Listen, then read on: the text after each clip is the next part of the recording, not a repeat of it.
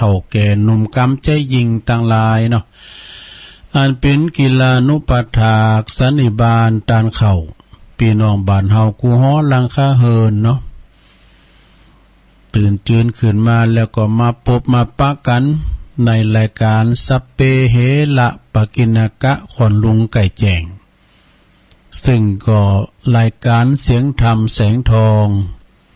บริหารเวลาควบคุมเวลาหรือว่าจัดรายการโดยตนตัวแห่งอาตมาภาพเก่ากระผมตุลุงนันชัยวัฒนาคาเสโนจัดอยู่ที่สถานีบุญวัดพระธาตุดอยน้อยตำบลดอยหล่ออำเภอดอยหล่อจังหวัดเชียงใหม่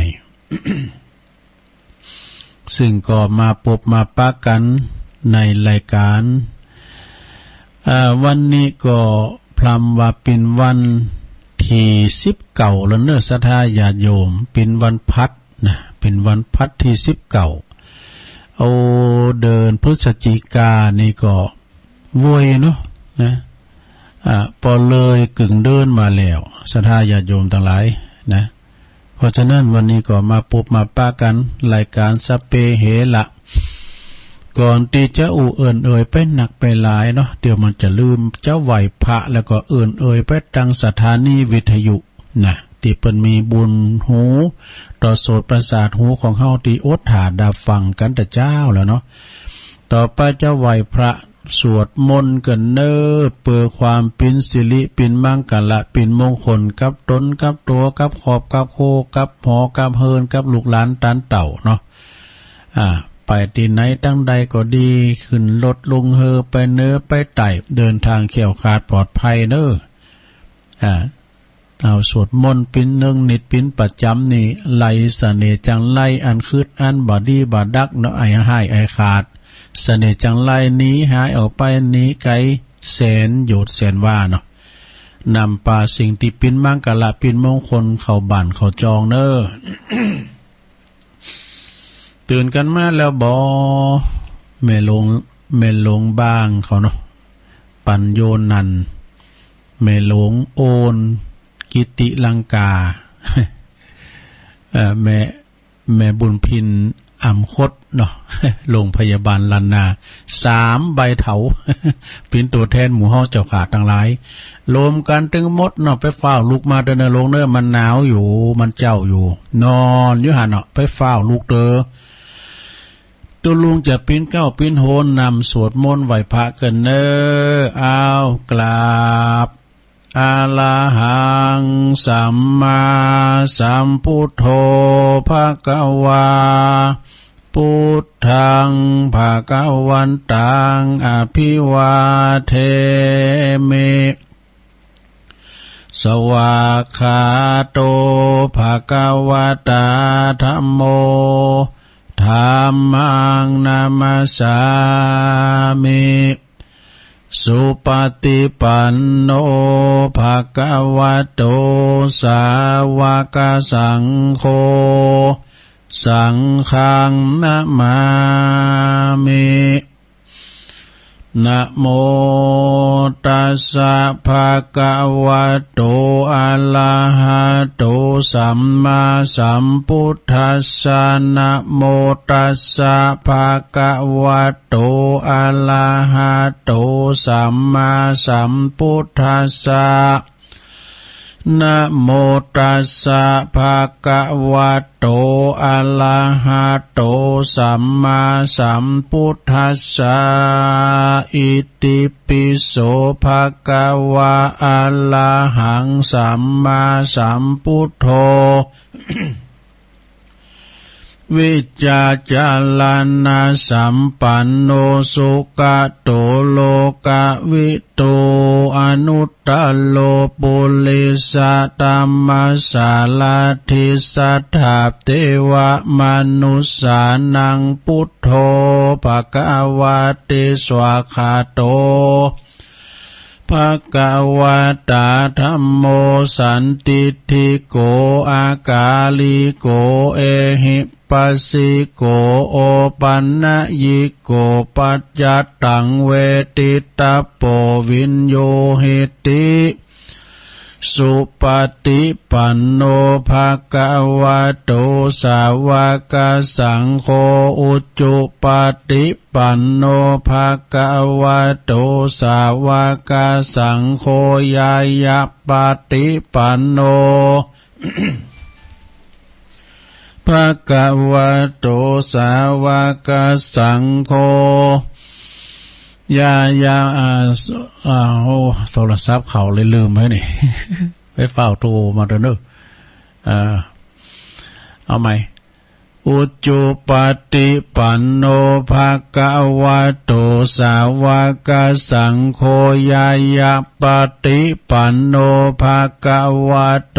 สาวกสังโฆสามิจิปฏิปันโนภะคะวะโตสาวกสังโฆญาติตังจัตตาลิปุลิสายุคานิอัฏฐปุลิสะปุคลาเอสะภะคะวะโตสาวกสังโฆอาหุนายโยปาหุนายโยตักขินายโยอัญจลิกาลันนิโยอนุตตะลังปุญญเขตังโลกัสสาติ จายันโตโปธิยามุเลสกายานังนันทิวัตโนเอวังตวังวิจัยโยโหหิจายสุจายมังคะเลอัปปะลาจิตตะปันลังเก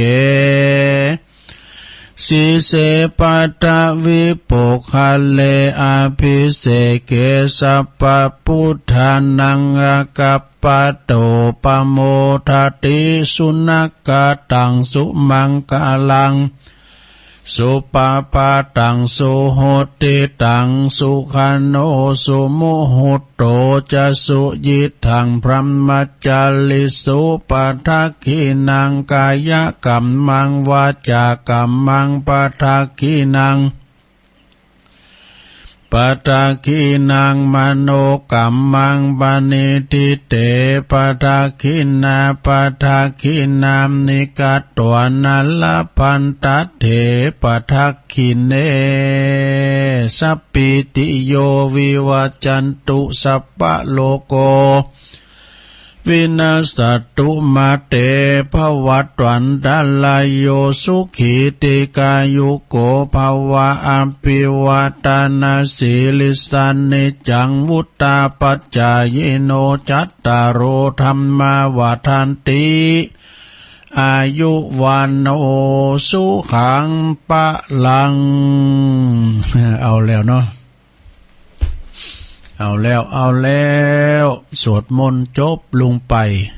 ปันปอนสปีให้อยู่ดีมีสุขตลอดวันก็ขอคุณพระติตไลลัตนะผ่านแผ่วพระเกี่ยวเจ้าทั้งสามประการจุงดลบันดาลมาปกป้องคุ้มครองรักษาครูบาอาจารย์พระมหาเถรานุเถระพระภิกษุสามเณรเนาะอยู่กับวัดกับว่ามีสลีตีคามีอายุหมั่นยืนยาวเนอสืบทอดพระศาสนากันไปปิ้นส่งเปิ้นว่าสุดเจนลูกก็มาได้เจนหลานเนี่ยเนาะ ก็ขอครูบาอาจารย์เฮานะมีความมีความสุขมีความเจริญงอกงามไพบูรณ์ในพระพุทธศาสนาแล้วก็เป็นเนินนะบุญศรัทธาได้สักการะบูชากราบไหวนบครบยำเนาะศรัทธามาตานขันข่าวก็ปั้นสินปั้นป้อนนะเอวังโหตุมันแน่นอนนะศรัทธาก็เหมือนกันเด้อขอให้มีสุขภาพพลานามัยสมบูรณ์แข็งแรงหน้าแดงแสงเห่อในลงเด้อกินข้าวลำกินน้ำลุงมาปบกันแล้วก่อนที่จะอู่กันเป็นหนักไปทางสถานีก่อนเดี๋ยวมันจะอู่เป็นหนักตัวลุงมาขี่อู่ติดพันนะขี่ลืมนี่ขอบคุณทางสถานีวิทยุเปิดการศึกษาพระพุทธศาสนาและวัฒนธรรม FM 104.50 เมกะเฮิรตซ์เนอะ วัดฝายหินตำบลสุเทพอำเภอเมืองจังหวัดเชียงใหม่โดยเมตตาบารมีธรรมอาจารย์ท่านพระครูสมุวิสุวัตวรกิจโจแต่ท่านพระอาจารย์นี่เปิ่นกันเวลาตุลุงงานออกเนี่ยนะเปิ่นจะข่างเพลงเขาเจ้าหน่อยเอาตุลุงทองออกเจ้าตู้ก็ฟังนะฟังตุลุงทองนะ ฟังเปิ่นเปิ่นจ๋าว่าเปิดเพลงไปตามระบบอินเทอร์เน็ตไปนะตุลุงทองจบเพลงก็เข้าพอดีเนาะ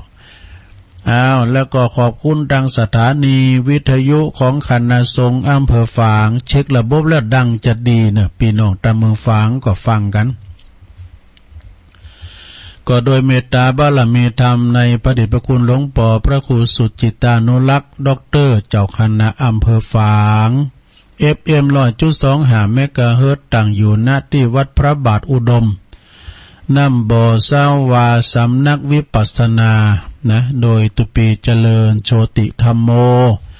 วัดสันโค้งตุปีก็รีโมทเข้าไปเปิดออนไลน์ไปสถาได้ยินได้ฟังกันโทรถึงกันนะพี่น้องเมืองฟังใช้ประการไม่อายนะฟังกันนะโอ้ต่างเมืองเป่าเมืองฟังเปิ้นฟังกันหลายนะเปิ้นโทรกันมาเนี่ยย่ำคืนแล้วเฮาฟังอาจารย์ท่านพระครูสัทธิสารคุณฟังอาจารย์พระครูกัลยาณปราโมทย์เปิ้นเข้ากันหล่องๆได้กันว่าจังซอนี่หูกันนะจังซอนี่เปิ้นหับกันเป็นโฉงโดมนี่เปิ้นวันกันเปิ้นเรียกว่าวันกันดีนะแต่ว่าเตะฟุตบอลนี่เนาะทีมเนี่ยเปิ้นเตะเข้าขากันดีเฮ้ยนี่กันเลยว่ากันว่าความหูเปิ้นเสมอภาคกันนี่เนาะสมมุติว่าคืนแล้วนี่นะเปิ้นกันไปกุนดีกุนตางก็บ่วันกันคืนแล้วนี่ฟังจนจบศรัทธาก็โทรกันมาเนี่ยเนาะเนี่ยครูบาอาจารย์เปิดก็มาหือธรรมะข้อคิดอันนั้นเปิ้นนักแน่นกับศรัทธาเด้อเปิ้นมีกฎมีเกณฑ์มีหลักมีฐานอย่างตกลงเป็นมวยวัดเด้อก็เดียวกันน่ะขอบคุณทางสถานี103ก่อนเนาะ103.50 แดนดินถิ่นล้านนานะโดยที่ว่าเปิ้นตั้งอยู่ที่วัดนำที่บ้านโฮงโงตำบุญนำบ่อหลงอำเภอสันปัดตองคุณรุจิสมบัติเงาคำ103.50 แดนดินถิ่นล้านนาเด้อเปิ้นเปิดหับสัญญาณตั้งแต่บ่ายตี3ไปจนถึง 7 โมงซะท่า แล้วก็สถานีวิทยุมนเสียงธรรมจากแม่แจ่ม106.25โดยเมตตาบารมีธรรมหลวงปู่พระครูมงคลวิสิทธิ์หลวงพ่อใหญ่เฮาเนาะเจ้าคณะอำเภอแม่แจ่มวัดบุพารามโดยอาจารย์อุทัยเป็นพระเจ้าหน้าที่ลิงสัญญาณไปปิ้นตีเรียบร้อยสำหรับของประดมเพิ่นจะเปิดฮับตั้งแต่ตี4ไปตี5ไปเนาะ5โมงถึง7โมงบ้านทุ่งเรดิโอแล้วก็อันนี้แถมเนี่ยคลื่น 101.75 เมกะเฮิรตซ์น่านฟ้าเรดิโออันนี้เพิ่นจะเปิดตั้งแต่ตี4ปลายขอไปถึง7โมงนะในต่างอยู่ปูนในเมืองบุญตำบุญป่าเดชพวกนี้กันเนาะแล้วสถานีนะคืนของวัดห้วยตองซัก 98.75 คลื่นธรรมะของชุมชนวัดห้วยตองซักตำบลคงเป้าโดยเมตตาบารมีธรรมอาจารย์พระครูวาปีวรมานิจเจ้าอาวาสท่านชวลิตชัยวังโสพระเจ้าหน้าที่เชื่อมสัญญาณไปเช็คระบบแล้วดังดีเนอะสถาฟังเพลงด้วยมือตี2กึ่งมาแล้ว เพลงออกไปละนะว่านี่มีปัญหานิดหน่อยเปิ้นโทรกันมาโลย้ำได้ยินโดก็มันก็มีปัญหาพอเนาะเอาว่าท่านเจ้าวาดเปิ้นก็มาที่วางศิลาฤกษ์ที่วัดมงคลวารีมีไผพอจะได้จ้ะเนาะแล้วก็สถานี 90.75 เมกะเฮิรตซ์วิทยุชุมชนคนเหนือเขื่อนอันนี้ก็ครอบคลุมไปทางอำเภอฮอดอำเภอดอยเต่าเนอะเนี่ยเปิ้นก็จะฟังกันนะอันนี้เปิ้นมาหลายเตือก็เดียวกันเนอะวิทยุห้อมดังจ้ามีหยังจ้าได้ยินเลยเด้อคุณลุงยอแม่อยู่ไหนที่อาจารย์แม่ของเรา อยู่ไหนก็ไม่ได้ยินอ่ะอยู่ไหนก็ไม่ได้คือที่มันได้ยินมันเคยเริ่มได้ยินเดี๋ยวอีแม่อยู่ไหนอยู่เวียงของเราจ้ะเวียงน้องหลองได้ยินแล้วกันเปิ้นเช็คดับเบิลแล้วหรอดังได้หมดตี2มาละขอบคุณอันนี้เปิ้นก็มาบอกว่าได้ยินแล้วเอียกะนะขอบคุณนี่แม่ที่เปิ้นรายงานบอกเนาะการถวายทางซ้ายนี่ก็น้องเบลนี่ เพิ่นก็เป็นผู้ที่รายงานผลการรับฟังเนาะทางซ้ายใต้นี่ก็ได้ยินกันโทรถึงกันแล้วทางซ้ายของแม่เพนขาวเตี้ยเขานี่นะปุ่นไปถึงน้องอาบจ้างพุ่นนะสดายยมนะซ้ายใต้เขานี่นะฟังกันอย่างมนงานสันเล่ากันไปดังมันคือแล้วนี้แม่ว่ามันได้ยินนี่บ่นะคือแล้วนี่มันดังโอ้ยเปิ้นอู่กันโมนได้แต้มคือละ2เนาะโนกแต่ตัวลุงนี่คนเดียวก็ว่ามันแรงเนี่ยบ่ช่วยกันจัดนี่บ่ต้องมีไว้อีกกี้มันโมน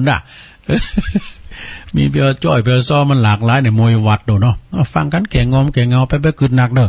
ไปกึดหนักมันก็เป็นธรรมดาปล่อยเป็นสไตล์ตัวลุงเลยเนาะใครฟังธรรมะลึกซึ้งก็มีครูบาอาจารย์เพิ่นก็มีมาซะท่าแต่ฮัตตุลุงนี่มันเป็นมวยวัดนะลูกทุ่งปินกันเองนะก็วันนั้นนี่เฮาได้ฟังซะท่าญาโยมเฮาได้ฟังตุลุงก็ได้ฟังเปิ้นถ่ายไล่สดมาเปิ้นมีการอบรมพระนักเทศนะโดยที่ว่าท่านองค์วิทยากรท่านชันนรงค์กับวัดทุ่งเหมือนน้อยเปิ้นมาเป็นพระวิทยากรเปิ้นเป็นพลังเทศนะท่านเทศแล้วก็ตัดติหันก็ตุเจ้าคอดหลายแหละเรื่องหามเปิ้นก็มีความสนใจในการที่ว่าจะเป็นพระนักเทศนะเป็นพระนักเทศเปิ้นก็มีซุ้มเสียงนะมีซุ้มเสียงว่าเปิ้นมีเสียงนอกเสียงในว่าเสียงนอกอย่างอู่ธรรมดาเนี่ยการเสียงในนี่ก็เสียงน้อยไปนี่เปิ้นห้องสุมาห้องหมาห้องแมวการห้องหมาห้องแมวใดนี่ก็เตียดมาที่ใดนะประมาณไม่ลงเราห้องเราห้องหมาใดโลนห้องใดเปิ้นห้องจะหือห้องหมาอ๋อเอวะตุลุงท่านได้ฟังนะแล้วห้องแมวแล้วแมวเอาฟังก็บางตุนไปก็ห้องนะตุนเจ้าตุนหนึ่งไปห้องแมวเนี่ยอันนี้มีเสียงนอกเลยลงนี่มีเสียงนอกนะเสียงในกับแมวโอ้เดี๋ยวขอคิดแล้วอย่างเนอะอย่างเตี้ยทำอะไรโผล่นี่ก็เหมือนกันเป็นมีขอคิดแล้วอย่างโอ้ตุลุงฟังแหละตุลุงนี่ขาดตกบุบของบ่จะลายเลยเนอะนะดูลาซาปุลิซาตังหลายอันนี้เป็นว่าตวัดใดหลายนี่นะกับว่าแก่คนและเทวดาอินิวัดตวัดเสียงบ่ได้ เทวดาเขาก็ว่าเทวดามันถูกนะเนี่ยเปิ้นบ่โตเปิ้นว่าหลายอย่างห้องไก่กุ๊กนี่ห้องไก่ก็ได้เปิ้นเอาตุเจ้าทุกต้นเอาไม้ไปจ่อแล้วห้องหมาเหรอโตฟินดิโมเลยลงอบรมมันนะเหมือนเฮาได้เข้าไปอบรมตัวแม่เอาฟังเปิ้นไล่สดจากวัดศรีโสดามาดอกเมตตาบารมีธรรมอาจารย์ชาญนรงค์วัดทุ่งเหมือนน้อยนี่เป็นปิ้นพานนักเทศเปิ้นมาอบรมเนี่ยฉะนั้นก็ฟังกันไปซะนะเนี่ยเฮาศึกษาไว้นะศึกษาไว้เฮาก็มาฮู้เฮ็มเดี๋ยวเนี่ยแนวที่เฮาก็เจ้ฮู้ดูเตดน้ำเตดทำตีขืนตีลุงก้าเนี่ยเปิ้นว่าไม่กดไม่อย่างนี้นะไม่กดไม่กาไม่กีเปิ้นมีหรอกนะอย่างเฮาเนี่ยเตดไปเลย มันมีครูบาอาจารย์น่ะแหละปิ้นว่าอย่างอี้ดูปึงเปิ้นไปอบรมกันมาเตกันเนาะอย่างเฮามันตุยตายลุยลายว่านี่ลุลา โลเลไปเด้อก่อนเป็นหยังก็ฟังกันไปเนาะคือเป็นประกอบประดับความรู้วันนี้จะอู่ถึงเรื่องกัลยาณมิตรแท้มิตรเทียมนะศรัทธาญาติโยมทั้งหลายมีมิตรเนี่ยมิตรเกี่ยวสหายค่ำโยมนะมีเปิ้นว่าคบคนดีในอันนี้นะคบคนดีเปิ้นว่าอาศิวันนาจะพาลานังเนี่ยนะเดี๋ยวอันนี้เอาเคล็ดความหูให้หน่อยนึงก่อนเนาะอันนี้ปิงกัมหลินนะลงนะกัลยาณ กัลยาณมิตรมิตรเพื่อนแท้มีปืนก็ดีแบบนี้แหละถ้าเฮามีปืนปิ้นหมอหลงไปโรงยาหรือว่าไปคลินิกเปิ้นรักษาฟรีนะเอาปิ้นปืนเดียวก็โดยปิ้นปืนกับหมอ ถ้าเฮาปิ้นปืนกับทันตะนะหรือว่าเปิ้นจัดฟันให้ฟรีแป้งเขียวฟรีนี่ถ้าเฮาปิ้นปืนกับเภสัชเปิ้นก็จะจัดยาให้ฟรีจาลงสุดเฮามีเปิ้นปิ้นทนายความนี่เนาะเปิ้นจะว่าความขึ้นศาลให้ฟรีนะ ทนายนี่แหละแต่ว่าถ้าเฮาปิ้นเพิ่นของตำรวจเฮาก็จะติดขอกฟรี จ้ะเด้อถ้าว่าปิ้นเพิ่นปิ้นพระเหรอปิ้นเพิ่นมีเพิ่นปิ้นพระสวดอภิธรรมฟรี อันนี้เป็นกำหลินนะสมานะลงนะอย่าลืมเพื่อนกันนะอย่าลืมกันนะเพื่อน ปินกำตีว่าคุ้นคว้ามาโยมนะโกระไอเมลงเขาถ้าไข่รับอิ่มได้เนาะก่อนที่จะเข้าถึงเรื่องแต่อันนี้เป็นเรื่องแต่นะลงเด้อเปิ้นว่าต้องอยู่ร่วมกันกับคนดีนี่คนดีนี่มีหลายอย่างซะนะอันนี้คนดีเป็นคนที่สังคมโลกต้องการเนี่ยคนดีนี่นะคนเก่งนี่มีนักแต่คนดีนี่มีหน่อยนะสถานะคนเก่งกับคนดีนี่เหมือนกันเนอะในโลกของเฮาเนี่ยมันมีตึงคนดีแล้วก็คนบ่ดีคละเคล้ากันไปมันก็เป็นธรรมดานะจงเลิกคบแต่คนดีเถิดว่าเปิ้นว่าเพราะว่ามีคำอู่ติดปากว่าคบคนพาลจะพาไปหาผิดคบบัณฑิตจะพาไปหาผลองค์พระสัมมาสัมพุทธเจ้าเปิ้นได้ตรัสไว้ว่าอาเสวนาจะพาลานังบัณฑิตานันจะเสวนาปูชาจะปูชนียนังเอตัมมังคลมุตตมังนี่นะเนาะเปิ้นว่าการคบคนพาลการคบบัณฑิตนี่เป็นมงคลพระพุทธเจ้าเปิ้นได้ตรัสไว้ตรัสถึงการสนิทสนมกับคนดีนะโยมนะแล้วก็การอยู่รวมกับคนดีไว้ดังนี้นะการดีได้สนิทสนมคุ้นเคยกับคนดีแม่จะเพียงคืนเดียวก็ช่วยป้องกันเขาได้นี่ป้องกันเขาได้นะภัยเนี่ยแต่มาต่างๆตั้งเนื้อตั้งแต่ตั้งรุมตำบุญเปิ้นที่เป็นคนดีเนี่ย ที่เป็นบัณฑิตเนี่ยเปิ้นก็จะได้คุ้มครองเฮาดังนี้นี่การดีสนิทสนม คบคุณดีแม้แต่เพียงคนเดียวเนี่ยป้องกันเฮาได้แต่ในการที่ว่าสังคมกับคนชั่วแม้แต่จะบ่อยครั้งก็ช่วยป้องกันเฮาบ่ได้เด้อสถาเด้อจึงอยู่รวมกันจึงอยู่รวมกับคนดีนะเอาอยู่กับรวมกับคนดีกับบัณฑิตะพึงทำความสนิทสนมกับคนดีจะหู้เลืองคุณธรรมของคนดีอย่างถี่ถ้วนแล้วก็ยอมมีความดีบ่มิเสนี่การคบคนดีนะซะนะพระไตรปิฎกเปิ้นก็ถึงอู่ไว้แล้วเปิ้นถึงจารึกบันทึกไว้ว่าก็ได้อู่ถึงคุณธรรมของคนดีว่าการตีเปินระลึกถึงคุณงามถึงคุณธรรมบัดทอดทิ้งเปินนี่นะสะทาคำว่าละกันบัดทอดทิ้งกันในยามมีภัยอันตรายต่างๆเนาะแม้ว่าชีวิตก็ยอมเสียสละได้นี่แหละคือคุณธรรมของเหล่าคนดีโดยแท้การทำงานเริ่มต้นสร้างชีวิตใหม่จำเป็นจะต้องมีเปินดีนะเปินดีคอยให้ความช่วยเหลือคอยให้ความปรึกษาคุณธรรมของผู้ที่เป็นมิตรนะ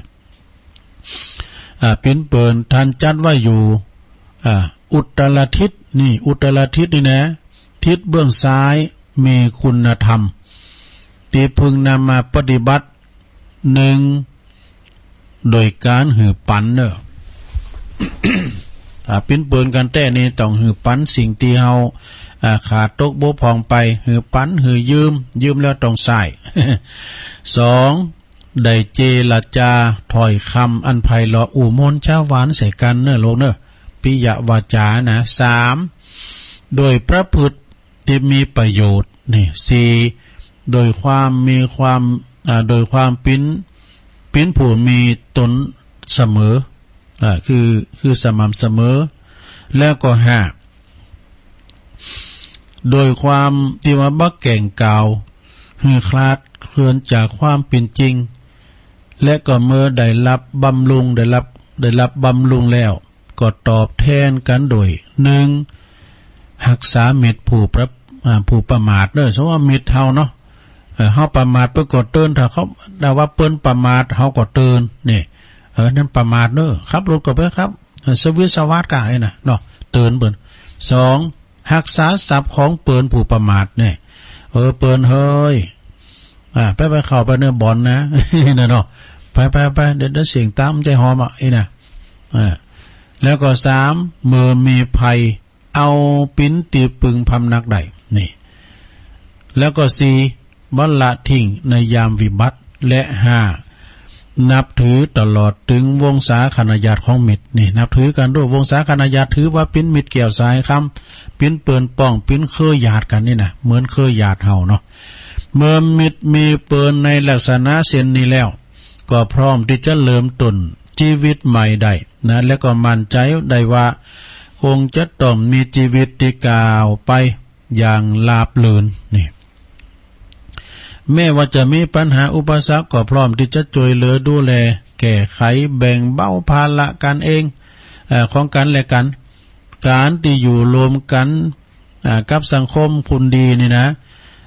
คุณดีความดีก็จะอำนวยผลให้ได้รับแต่ความสุขเนอะเปิดลมโลกอย่างสำคัญต่อชีวิตของพวกเฮาเนี่ยมนุษย์เป็นสัตว์ของสังคมเป็นสัตว์สังคมนะมนุษย์เป็นสัตว์เหมือนกันนะแต่ว่าเป็นสัตว์สังคมนี่การเฟื้อเผื่อแผ่อนุเคราะห์สงเคราะห์ต่อกันและกันเนี่ยจึงเป็นปัจจัยสำคัญที่มองข้ามบ่ได้เลยว่ะนะคนคบคนดีไว้แล้วทุกอย่างก็จะดีตามมาเองนี่จบศรัทธาญาติโยมเปิ้นมีกรต่อต้านให้หน่อยนึงนะ มีกรต่อต้านให้หน่อยว่าการอยู่ร่วมกับคนดีกับคนดีศักดิ์ศรีเพิ่มเพราะได้เติมคุณธรรมนำวิถีเส้นทางชีวิตนั้นบรรดามีได้เพื่อนดีคอยชี้แนะและตักเตือนนี่คบคนพาลพาไปหาผิด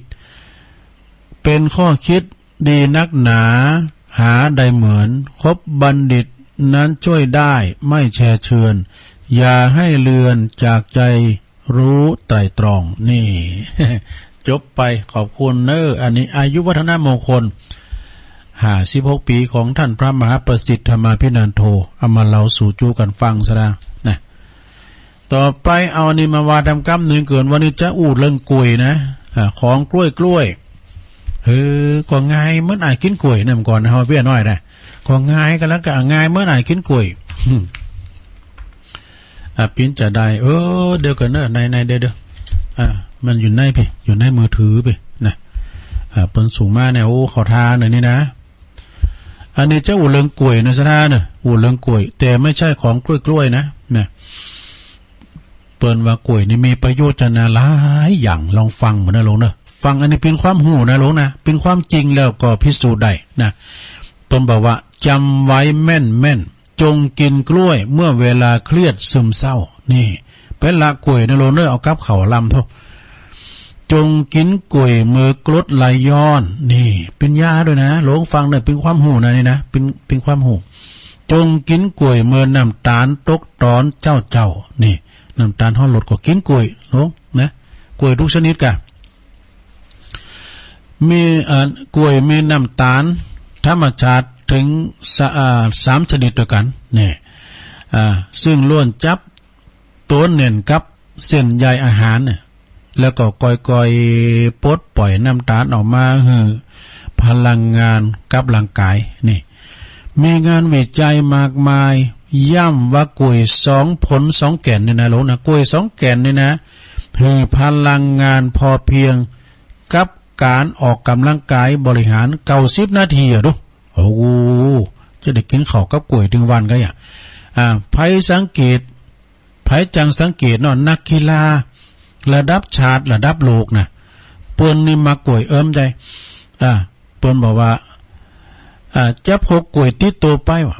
กินเป็นอาหารเวลาว่างเป็นอาหารว่างนะระหว่างพักเกมกากินกล้วยก้ามตรงนี้นะอยากกินข้าวกินกล้วยก้ามเนี่ยกล้วยช่วยลดอาการซึมเศร้าโดยนะหลวงโอ้ภัยซึมเศร้าไปละกล้วยเนอะเพราะมีกรดอะมิโนนี่เพราะมีกรดอะมิโนแล้วไปเขียนตัวฝรั่งนะปรุงอ่านจะไหน ซึ่งร่างกายใจเป็นวัตถุดิบไปสร้างเซโรโทนินนี่อันนี้เปิดเขียนตัวไทยนะไม่ใช่เอาตัวลุงอ่านตัวต่างประเทศได้เซโรโทนินนะทำให้ผ่อนคลายนะอารมณ์สดชื่นว่ะจำไว้ว่าเวลาเขตกินกล้วยลูกเดียว เนาะเกมกล้วยวันในโลกเนี่ยกวางยังมักนะตัวลุงกันไปหนึ่งเข่าเนี่ยกวางมันตอมไฟกล้วยซุกมันก็แกะไอ้ผากน่ะเอามาจับกินกล้วยกันไป กินกล้วยนี่ต้งปุกก็ยังมีอยู่หันอยู่มันถ้าได้มักกล้วยนะกล้วยช่วยป้องกันเนี่ยเลือดจางโหเลือดจางปึงได้กินเนอะกล้วยช่วยป้องกันเลือดจางเพราะมีแร่ธาตุเหล็กนี่พอมีธาตุเหล็กที่จำเป็นต่อร่างกายนะของเม็ดเลือดแดงนี่หลงฟังไว้เนอะกล้วยนี่มีแร่โพแทสเซียมสูงนี่ช่วยเป็นว่าช่วยลดความดันโลหิตโอ้ลดความดันก็ได้หัวกล้วยท่านหากว่าทานทุกวันลดความเสี่ยงต่อความดันสูงด้วยโอ้จะได้กินข้าวกับกล้วยให้กูขามก็เจ้าและมีงานวิจัยมากมายนะปะว่ากล้วยเนี่ยช่วยให้สมองตื่นผมใจดอกสมองตื่นไปไว้มันเลยสมองตื่นโตมีสมาธินี่จึงเหมาะกับนักเรียนและคณะที่เรียนหนังสือแล้วก็สอบด้วยเนี่ยนะล่ะเมืองพกกล้วยไปด้วยนะบ่า กินกล้วยไปด้วยพยามอนะเฮ้ยกล้วยมีเส้นใยอาหารเนอะและเป็นวงเล็บเป็นตัวอังกฤษเอาแล้วนี่อ่านไม่หลับ สูงนะถ้ามือเฮาเนี่ยไปนักไปเบาครับถ่ายง่ายว่าเพิ่นว่านี่เส้นใยชนิดละลายน้ำนี่แล้วอันนี้อ่านได้หรอซ้ำมานี่ อย่างเป็นอาหารแล้วก็ที่พักพิงสำหรับจุลินทรีย์นี่ในลำไส้และขยายแผ่พันธุ์อาการแก่อาการเมาค้างโอ้ยนานเลยเมาค้างว่ะ เมาค้างโอ้ยอยู่บรรนักโหตึกกึกจะได้เก๋จะได้ถอนจังซี่มันต้องถอนกินกล้วยเข้าไปสัก2 แก่นเนาะดีนักแลว่ะเพิ่นว่านะแก่อาการเมาค้างได้ดีนักแลโดยอาจปั่นปิ้นเป็นตัวอังกฤษนี่ปั่นปิ้นเพิ่นให้ปั่นมันแล้วจ้ะกว่าเฮาก็ใหญ่กับกล้วยนั่นแหละเกิดเนี่ยแบบบ่เฮากินกล้วยนะดูเพิ่นมาป้อนเนาะเนี่ยกล้วยเฮาใหญ่กับกล้วยนี่หรือว่ากินกับน้ำผึ้งนี่กล้วยนะเพิ่นว่าชะลอความแก่ได้ว่ะดูโอ้ประโยชน์หลายอย่างเนื้อกล้วยนะลงกินกล้วยกับน้ำผึ้งทำให้สดชื่นหายเมาค้างดูมีกำลังนะเอ้ยฟังเด้อ ดูได้อ่ะยังก็ว่านานจะกินสักเรื่องว่าเอางามได้ กล้วยมีสรรพคุณเนี่ยลดกรดในกระเพาะได้ดีตัวโอ้ดีแต่จึงเหมาะมากับการป้องกันและก็รักษาโรคกระเพาะตัวแน่แก้โรคกระเพาะด้วยนะหลงมีอาการกรดไหลย้อนเปิ้นว่ามีตัวอย่างคุณไก่ชิดว่ะตีประสบปัญหาเนี่ยหลงเนอะกรดไหลย้อนมานานทานยาไปหลายชนิดก็บ่ได้ผลสุดท้ายสุดเพียงกล้วยมือละแก่นในมือละผลว่ะอาการหายขาด จนทุกวันนี้ว่าลูกตื่นเจ้ามาต้องหันมาไหวขอบคุณกล้วยตัวเนอไอ้ดูเปิ้นเขียน555ไอ้น่ะแต่อันนี้แต่เป็นเรื่องจริงนี่เรื่องจบตอนในโลกหน่อยกล้วยนี่มีเส้นใยห่อหุ้มน้ำตาลอยู่เมื่อทานเข้าไปแล้วก็จะคอยปลดปล่อยน้ำตาลออกมาอย่างจ้าค่ายกับยาราคาแพงๆนี่ที่เป็นโฆษณานี่มันเป็นตัวอังกฤษทำให้ระดับน้ำตาลนะบ่วูบวับนะคอยไผตีหิวบ่อยๆนะต้องหาของกินทุก2 ชั่วโมงลองหันมากินกล้วยนี่มื้อละผลดูสิมันดีนะโยมนะขนาดกวางยังมากอีลิงสมักได้อีลิงเนี่ยบทตัวมันมากล้วยแล้วเนี่ยไผติดตื่นนอนเจ้าไม้นะลูกนะแล้วก็มามีแหงลุกนะดูนอกจากน้ำตาลในเลือดลดต่ำไปมากคือกินกล้วยก่อนนอน1 ผลหรือว่า1 แก่นนี่นะนอกจากจะรับสบายแล้วยังป้องกันน้ำตาลในเลือดด้วยวะอาการน้ำตาลในเลือดลดต่ำด้วยวะดูตีภาษาเจ้าบ้านเปิ้นเรียกกันว่าเป็นตัวอังกฤษตัวต่างประเทศแล้วก็เวลาว่าถูกแมลงสัตว์กัดต่อยนะดีกว่าย่าหมองกันเนอะว่าเปิ้นว่านะดีกว่าย่าหมองตั้งเยอะแยะไผถูกแมลงสัตว์กัดต่อย ปิ้นผึ่งจีก้าเต้นจีก้ายนะจนแสบจนคันมันต้องเอาเนี้ยมาใส่ปะตานะมันต้องเอายาหมองเนี้ยปะตาเปิ้นว่าลีบเนี่ยก็ฟ้าวเอาเปิกกล้วยนั่นนะเอาตังในมานะเอาดังในไปเขาทูอาจจะปะความอัศจรรย์หายนะหายคันหายบมทันอกทันใจนี่เปิ้นว่านะแล้วก็กล้วยนี่มีวิตามิน B สูงเนี่ยจึงช่วยให้ผ่อนคลายระบบประสาทได้ดีเวลาเขตวิตกกังวลเหงาหงอยก็รีบคว้ากล้วยมากินใส่ปากเลยนะลงเนอะ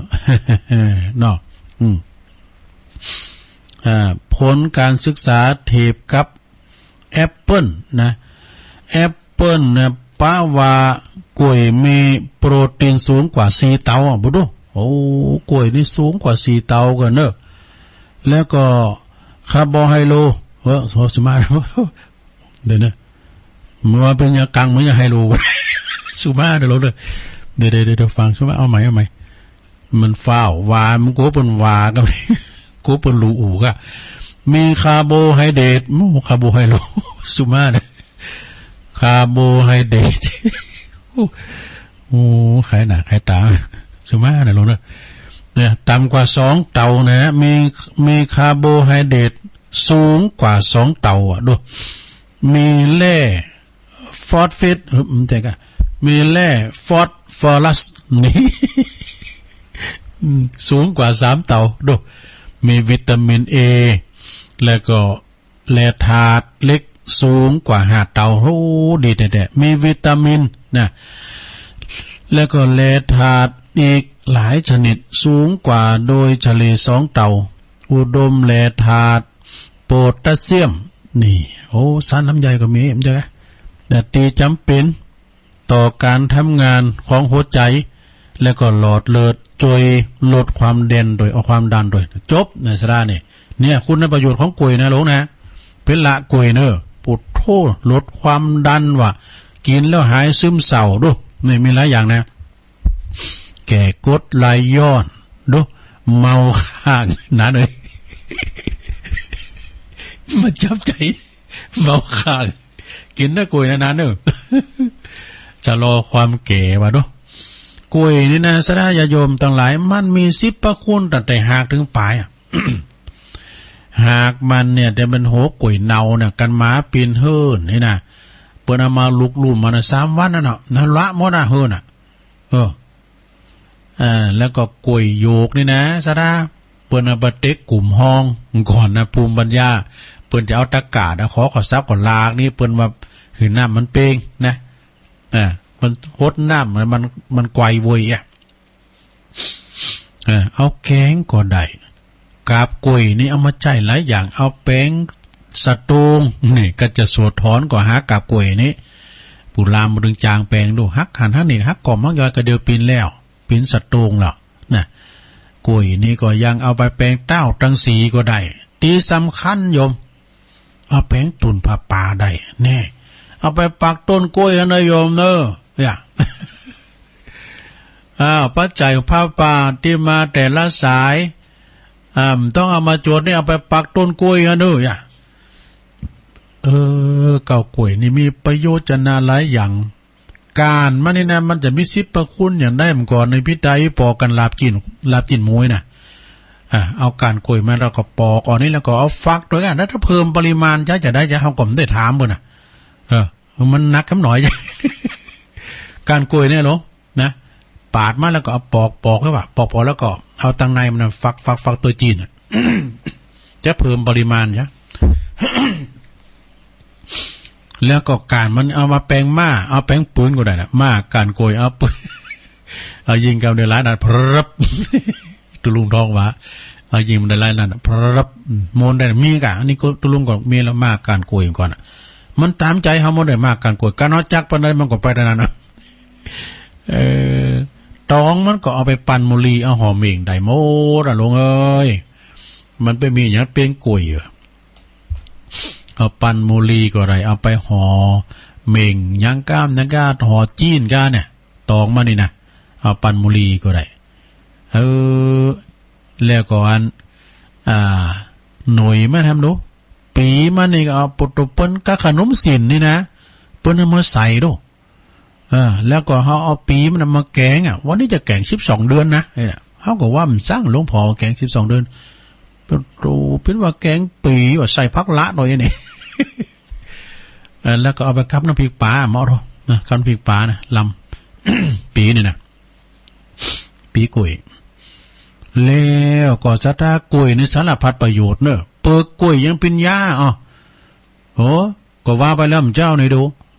ก็เวลาแมลงสัตว์กัดต่อยเอาตังในมาไปถูนะจับปากความมหัศจรรย์หายปวดหายบ่มเนี่ยลองมาแล้วเนาะแล้วก็สะท้ากล้วยนี่เปิ้นเอาทอดก็ได้นี่เอาห่อขนมก็ได้ก็เฮาก็ใหญ่กับกล้วยนั่นนี่เกิดแรกแบบบ่มันก็กล้วยก่อนนะดูเนาะเปิ้นมาเข้าปั่นกล้วยหน่วยดู เนาะคุณก่อนนี่เกิดมาปุ๊บเปิ้นเอาใส่ดุ่งฟัดเข่านี่นะแล้วนอนแข็งเมื่อไรนอนไหนแข็งเมื่อไร แม่เลี้ยงน้องเนี่ยมันก่อนเขามันหูกำคุณว่าละอีก็กินหน่อยเนาะอันนึงโอ้เบิกหมูในปากกันนะเอาจอนขอใส่ ของก่อนมึงก็กินเนี่ยนี่ แม่ว่านะเนี่ยกล้วยนี่มีประโยชน์จะนาหลายอย่างเนอะนะมันก่อนเนี่ยกล้วยแฝดมันมีด้วยลงเนาะกล้วยแฝดนะเพิ่นว่าไผกินกล้วยแฝดแต่ได้ลูกแฝดเฮากินซะเตือประโยชน์นะของกล้วยนะลงเนอะวันนี้เอามาเล่าสู่จู้กันฟังนะ แต่โอ้ประโยชน์มันหนักแต่เรื่องของกล้วยก็แล้วไปกำกันเนาะกันเดียวจะเอานี่มาว่าทำกำนึงเกินว่ากันไปนะลงเนาะมวยวัด เอาอันนี้มาว่าอีกกำนึงเกินนะของอันแม่แดงรัตนาดอกตะล่อมกำบักเก่าของปอครูอำนวยกะลำพัดยามเมื่อเฮาหนุ่มๆขัดใจเสาะขัดใจหานี่ยามเมื่อว่าเฒ่าแก่ชราจะนอนกล่อมว่าจะฮื้อนะ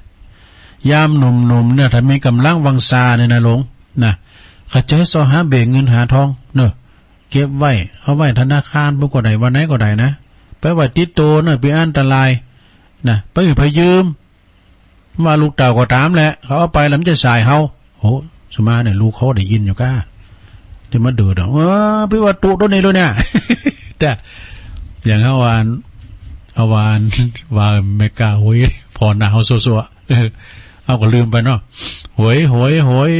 บอดเต้าสวยเข้าวัดทุกเจ้านี่มาคัดโจกคัดลาบกันสวยเข้าวัดกันมาสักลายบ่ะกันเฮือนใหม่ก็100 วันเนี่ยตุเจ้านี่กินกับสวยนะหวยนี่กินกับตุเจ้า ทุเจ้าในมือนักหรอกเนาะเฮ้ยถึงไหนละยาเมื่อหนุ่มเนี่ยขาใจเสาะขาใจหาเนี่ยเป็นว่ามีเงินมีทองเก็บไว้เก็บไว้ออมไว้นะลงเนอกินไปทานไปนะตอนแก่มาจะได้นอนสบายนี่จะได้สบายนะมีเงินคำกำเกี่ยวอย่างนั้นโอ้คุณเฒ่าเปิ้นดีได้ลูกหลานดีนี่ก็ดีแต่นะไม่ดีก็ดีแต่ดีสมจือนะไม่ดีเนาะไม่ดีป่าสร้างหน่อยนะ จะฟังกันอยู่จ้ะไอ้บุญยังเขาเนี่ยเมสานเนาะไม่ดีนี่แต่ดีกับลูกกับเต่าโอ้ลูกเต่าลูก็น่าไปนอนว่ะดูจะเมื่อเพิ่มมึงแปรว่ะนะเมื่อไหนก็มันนอนทั้ง7 วันน่ะตัวเนอะโอ้ยแม่ไม่ได้ฟังตัวเขารู้จะเอาไปพวกมึงแปรไว้มึงแปรมึงนานหุ่นน่ะลูกเป็นคู่เนี่ยได้ลูกดีก็เหมือนถูกหวยสะดาเนาะสัมพองก็โอ้ลำรวยลูกก็มาค้ำ เป็นเจ้ากรรมในเวรกันเนอะสะดาเนอะนะบางทีเนี่ยเขาเคยค้ำเขาจัดแล้วปังหลังพอแล้วคุณเฮาเนี่ยโยมนะมันก็นะบุตโตอันนั้นเป็นระดับเศรษฐีมีเงินมีคำหนักหนาป้าป่านนะได้ลูกมาคุณในลูกนั้นเป็นลูกล่างลูกผานว่ะดูสะดาเอามาคำปอคำแม่ปอแม่มตายกินควางโบควางบะเอาแล้วมันมาใจเวรใจกรรมกันนะสะดา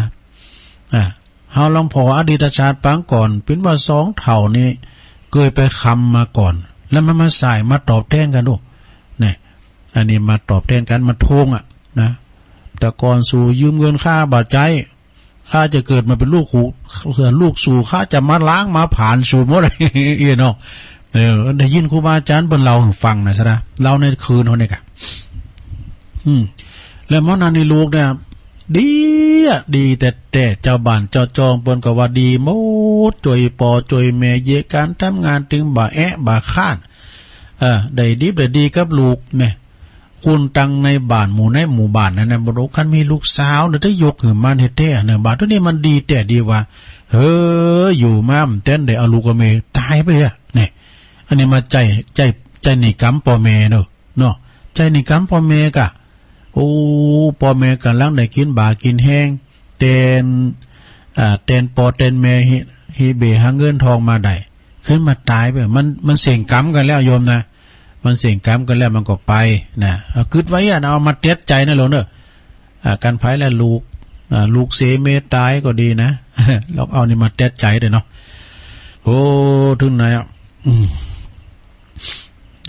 อันนี้ทำกรรมเนาะมีเงินอย่าหือต้นกูมีกรรม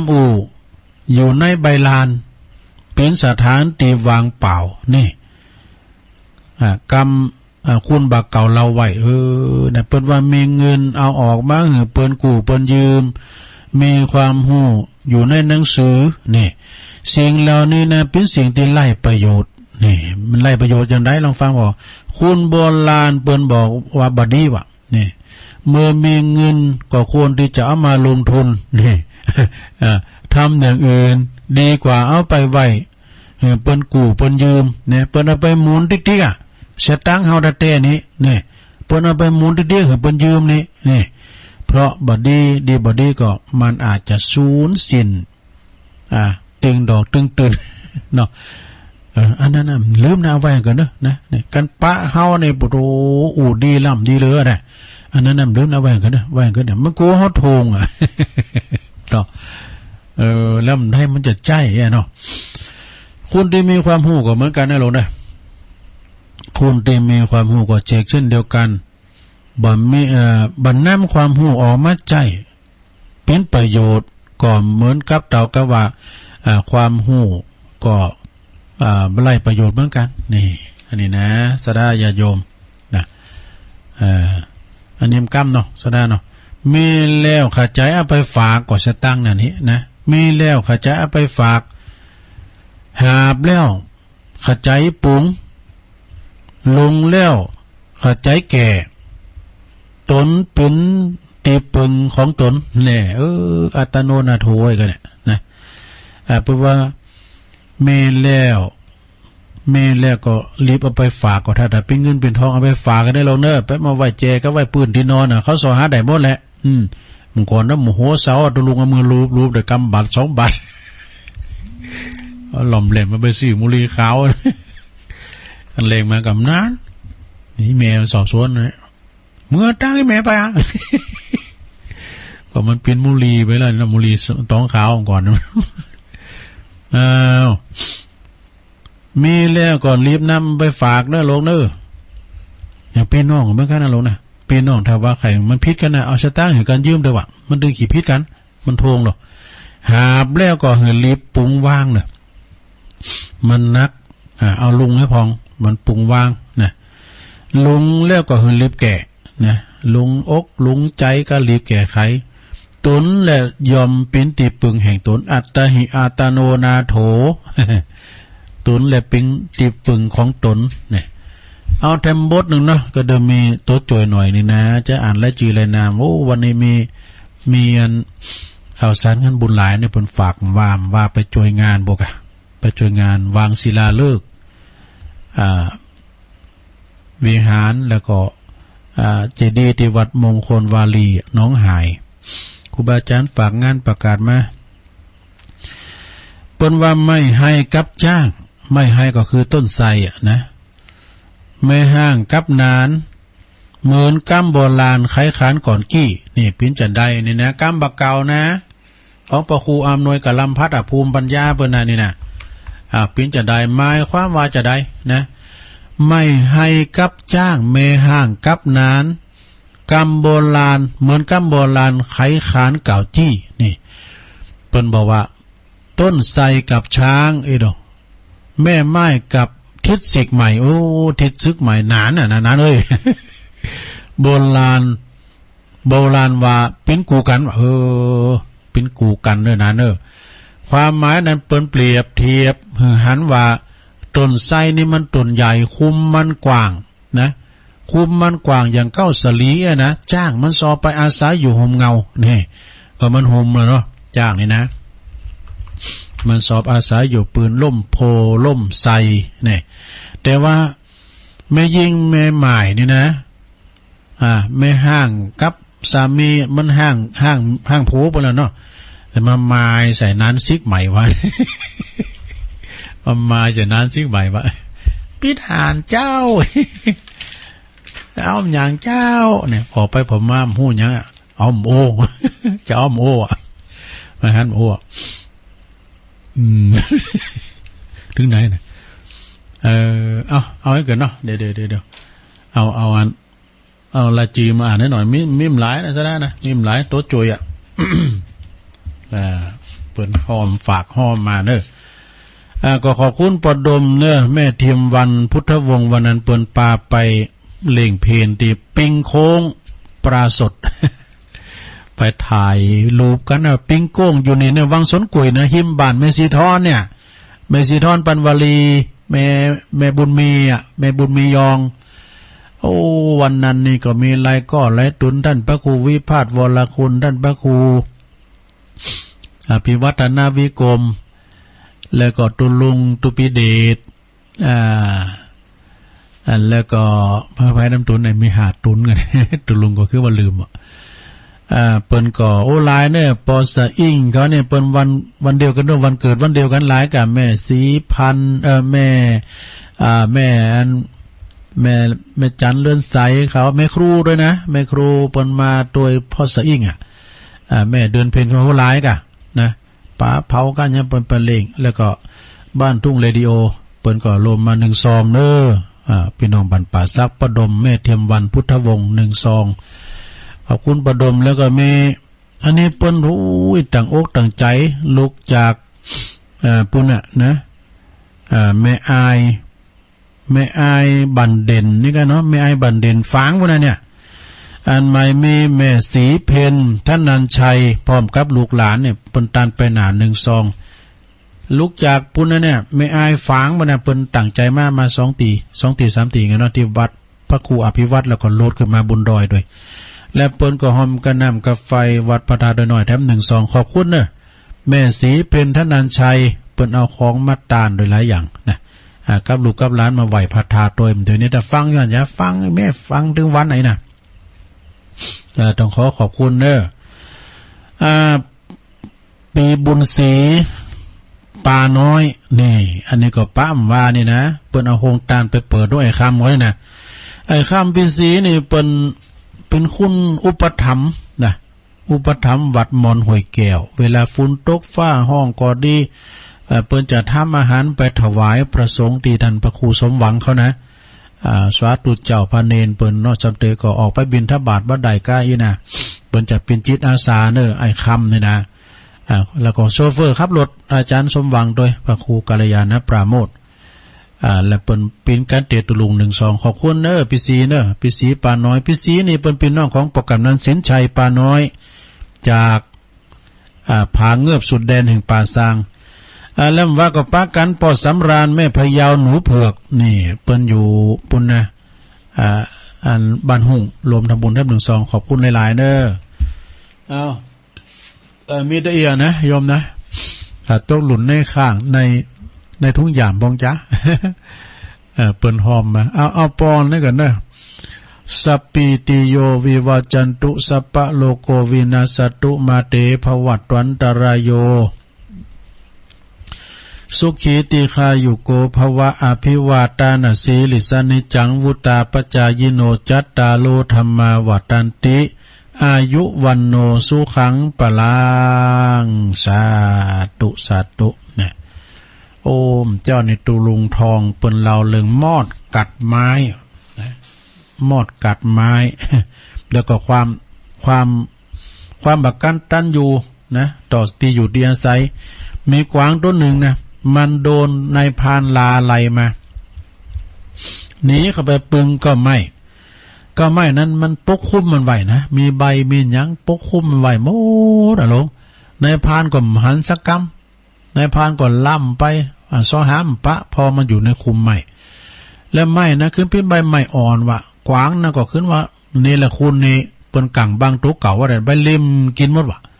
เล่มกินใบใหม่นายพานไหวปีกมาก็หันหมดเนียบอเบ๊บังไม่มีเนาะอันนี้ก็หมายความว่าไปนี่แหละคุณแต่ไปนี่แหละคุณมีเพื่อนเป็นตำรวจติดคุกฟรีมีเพื่อนเป็นพระสวดพระวิธรรมฟรีอันนี้เป็นกำหลินกำมลนั่นเลยนะต่อไปจะได้ประกาศข่าวสารงานบุญนี่สดาญาโยมทั้งหลายมันได้เลงนะได้เลงวันที่15ธันวาคม63นี่ตังวัดบันเรือนทรายทองโดยเมตตาบารมีธรรมครูบาเจ้าธรรมรังสีครูบาเจ้าบุญธรรมเจ้าอาวาสเนาะแล้วก็หลานตุหลานพระสุภฤกษ์สุทธสีโรครูบาเต้นี่ก็เปิ้นก็สั่งบารมีเนอนี่นะเป็นเจ้าพิธีเปิ้นสอบของเนอะเล่นของตัวเป็นเกจินะพร้อมด้วยคณะศรัทธาเนอะวัดบันเรือนทรายทองเปิ้นสร้างกุฏิทรงไทยเกือบ400,000น่ะญาโยมทั้งหลายนะนี่ความสามารถของตุหลานนะบารมีเป็นแก่กาสร้างกุฏิไม่ซักนะแล้วก็เรียบร้อยไปละเปิ้นจะทำบุญตาลกุฏิไม่ซักที่อยู่ที่อาศัยเปิ้นนะตอนเจ้าก็จะมีการทำบุญตักบาตรเนอะพระสงฆ์พิธีก็จะได้มาสืบชะตาแบบล้านนาสืบชะตาหลวงแบบล้านนา10 โมงก็จะมีการตอดผ้าป่าและมีโฮงตาลโดยเนอะนะครูบาเต้หรือว่าตุลานี่ก็มีศรัทธาญาติโยมเปิ้นศรัทธาเลื่อมใสแล้วก็เป็นมีคุณแม่อัมพาพันธ์เจ๊ไพชัยเมืองยองเนี่ยเปิ้นเป็นแม่บุญธรรมอุปถากอุปถัมภ์ตลอดนะตึงวัดนั้นจะว่ากาครูบาเต้ตึงครูบาบุญธรรมต้องเป็นหนุ่ยเขาด้วยนะในงานนี้จะมีซอปืนเมืองของจันติบจอมตองพันนีแม่แตงทวัดเมืองเถินผ่องพันด้วยนะหลังกำวังก็มีแข่งขันเปตองด้วยไปกินแปตานโดยการได้ไปรวมมุติตาจิตแสดงความยินดีที่ท่านสุภฤกษ์เปิ้นแปลงกุฏิเลวไปละเปิ้นจะต้านวันที่15ธันวาคมไปรวมกินรวมทานกันตอนเจ้าทำบุญตักบาตรพิธีการมีตอนเจ้าสืบชะตาด้วยตุลุงก็จะได้ไปมุติตาว่าแสดงความยินดีครับตุปิเต้ด้วยเนาะ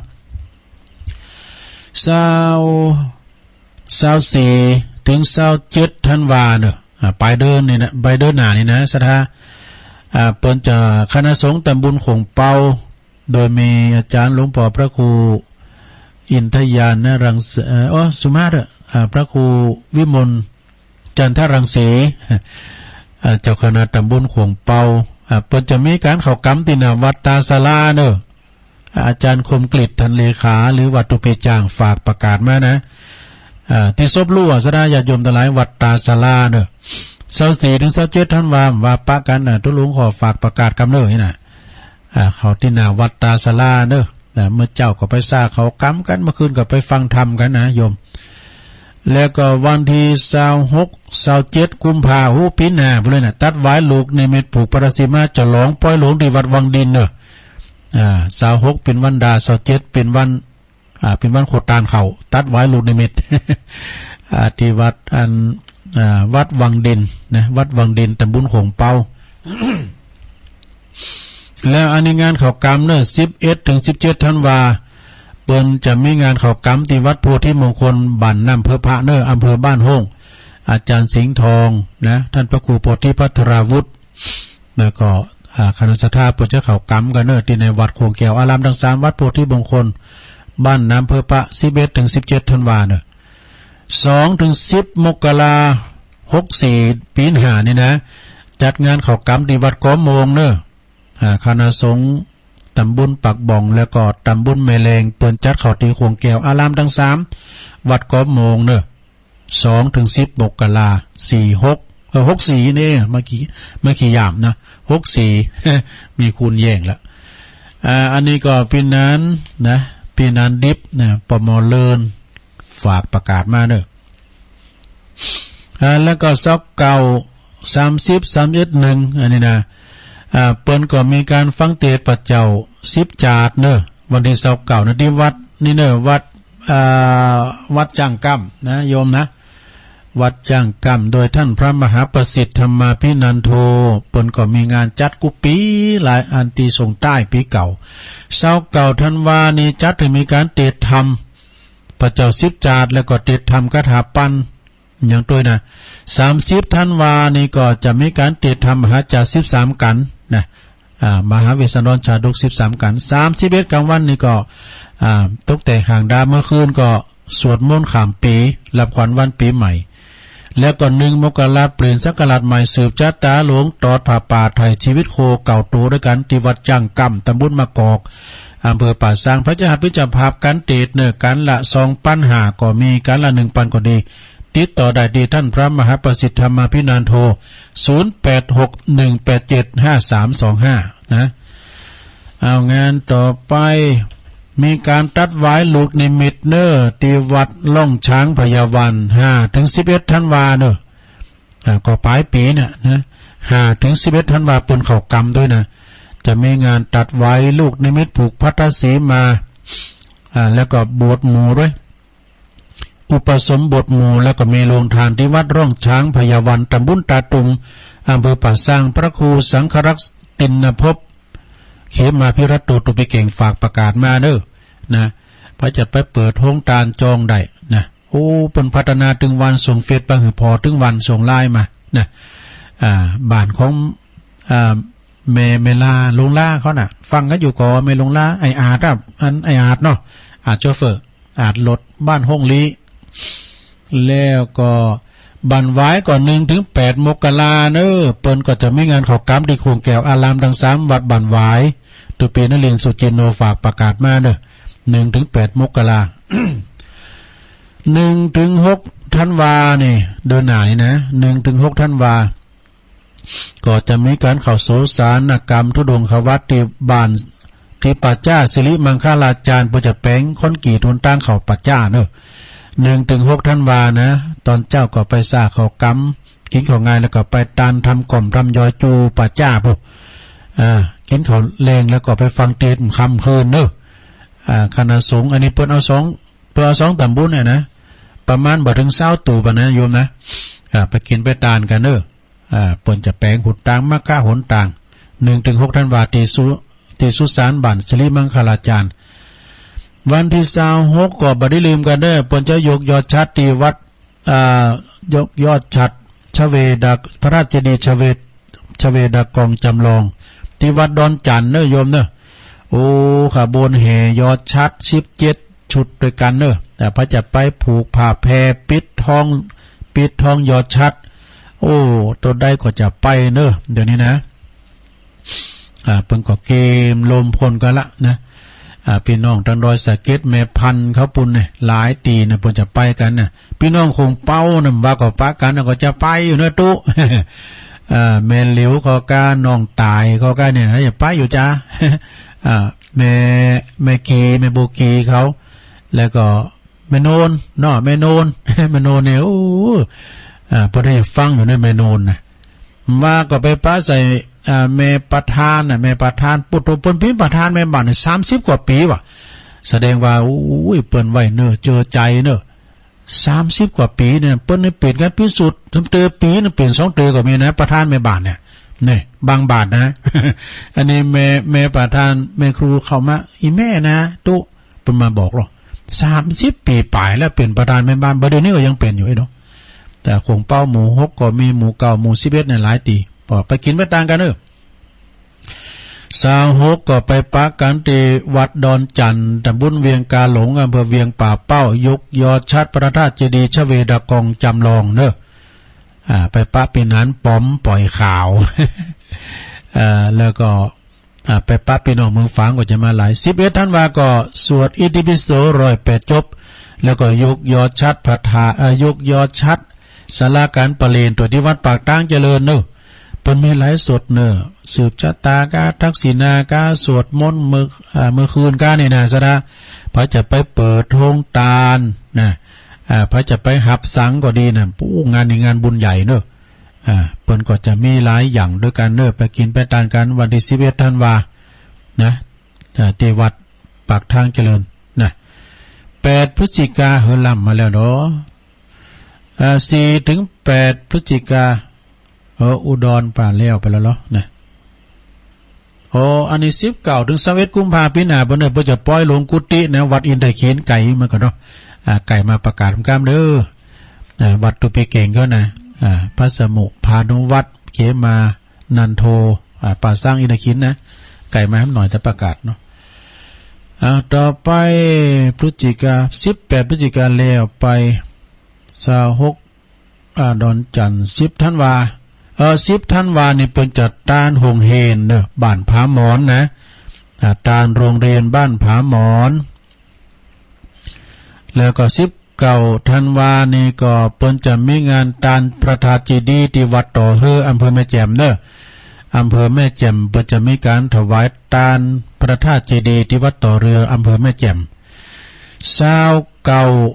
ธันวาก็งานยกยอดจัดพระธาตุเจดีย์ที่วัดม่อนห้วยแก้วเนอะวัดอาจารย์สมหวังนะ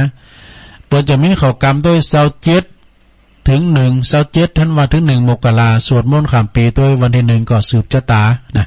การสงฆ์ตำบลดอยหล่อเขต1เขต2ก็จะไปรวมกันมีการสวดมนต์ข้ามปีด้วยเนอะ29ก็ยกยอดชัดสดาญาโยมตระกูลกิ่วแก้วเพิ่นก็จะมาหมดว่าก็ตระกูลกิ่วแก้วแม่จันฟ้องเขาคุณเจิดพงษ์คุณดงรักกิ่วแก้วนะแล้วก็วันที่29ก็ที่วัดม่อนห้วยแก้วเนอะ29ธันวาวันที่14ถึง20นี่อ่านไปละวันที่29พฤศจิกานะเดือนนี้นะเปิ้นจะมีการวางศิลาฤกษ์พระธาตุเจดีย์ที่วัดห้วยส้มปล่อยนะฮะที่ปุ่นที่แม่บัวเขียวเขาบ้านแม่บัวเขียวเขานะแม่หลวงบัวเขียวโดยครูบาเป่งเนอะครูบาบุญเป่งในเปิ้นอยู่ที่วัดดงทุ่งปูนนะเปิ้นจะไปเป็นประธานในการวางศิลาฤกษ์วันที่29พฤศจิกายนเนอะ17พฤศจิกาแม่เพ็ญปันดอนตองอันนี้แม่เพ็ญเปิ้นก็ไปตานแล้วเนาะที่วัดดงนิมิตนะดงนิมิตเปิ้นไปหับประตูโลงน่ะเป็นแสนนะต่อไปวันที่20มันจบเวลาตีได้ก็เดียวกันเนอะ27ธันวาคมนะโยมเด้อ63เป ปิ้นก็จะมีการยกยอดชัดพระธาตุเจดีย์ที่วัดสันเมืองโอ้ยเจดีย์เปิ้นงามเนาะชะดาเนาะตุลุงไปหันมาล่ะพระธาตุเจดีย์เปิ้นงามเนาะไสวัดโอ้ตั้งแต่เปิ้นแปลงนี่กำลังไปหันว่านั่นน่ะเอาซองไปส่งให้พระอาจารย์เอาหลักงามแท้ๆตุลุงไปแยงพอนะเหมาะโธ่เปิ้นจะยกยอดชัดในวันที่27ธันวาคมไผจะไปเปิดโรงทานก็ดีไปหับสังก็ดีไปรวมมุติตาไปรวมกินรวมทานกันเนี่ยพระอาจารย์อ้อหลักเปิ้นก็มาออกรายการหนึ่งเฮาถึงวันพี่น้องตั้งเจงไฮเวงป่าเป่าก็มาเด้อแล้วก็วันที่26นี่พระอาจารย์อ้อหลักก็จะไปเอามือ ไปไข่หันโตหันตีนโตปิ้นๆก็มาพอเด้อตัวลุงละหันโหหันปอกกายอ่ะ ตัวลุงไปหมันนะเนาะวัดสันเมืองเด้อ27ธันวาคมโยมเด้อมากินมาทานกันต่อไป8ถึง13ธันวาคม63เด้อนี่คณะสงฆ์ตำบลน้ำดิบโดยมีท่านพระครูสัทธิสารคุณเจ้าคณะตำบลพร้อมกับคณะสงฆ์ตำบลน้ำดิบนี่เป็นกว้างนะสามารถแยกเป็นเขต1เขต2ได้แต่เปิ้นบ่แยกว่ะมันจะสร้างความแตกแยกเปิ้นอยู่ร่วมกันน่ะโอ้มนดีมันต้องแตกแยกเนอะมันต้องแยกอยู่มนดีมันได้ช่วยกันหลายลุ่มๆเนี่ยมันโมนมันต้องไปแจกมันต้องไปแยกก่อนนะมันต้องเขต1เขต2เอาดีนะเปิ้นจะเข้ากรรมที่โคงแก้วอารามทั้ง3วัดวังกู8ถึง13ธันวาเด้อ8ถึง13ธันวาต่อไปอันนี้งานพระราชทานเพลิงศพนะ13ถึง20ธันวาเนอะ13ถึง20ธันวานะฮะ63งานพระราชทานเพลิงศพครูบาคำปันอนาลโยหรือว่าพระครูสิริปุญญากรอายุเป็น83พรรษา62นะฮะที่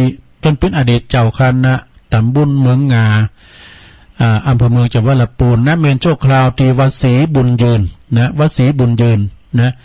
อันนี้ก็ในเฟซตัวไปนะก็ตุลุงก็เลยมาประกาศ13ถึง20ธันวาคมเด้องานพระราชทานปล่อยล่อนะที่วัดศรีบุญยืนตำบลเมืองงาอำเภอเมืองจังหวัดลำพูนนะฮะและน้อมถวายควา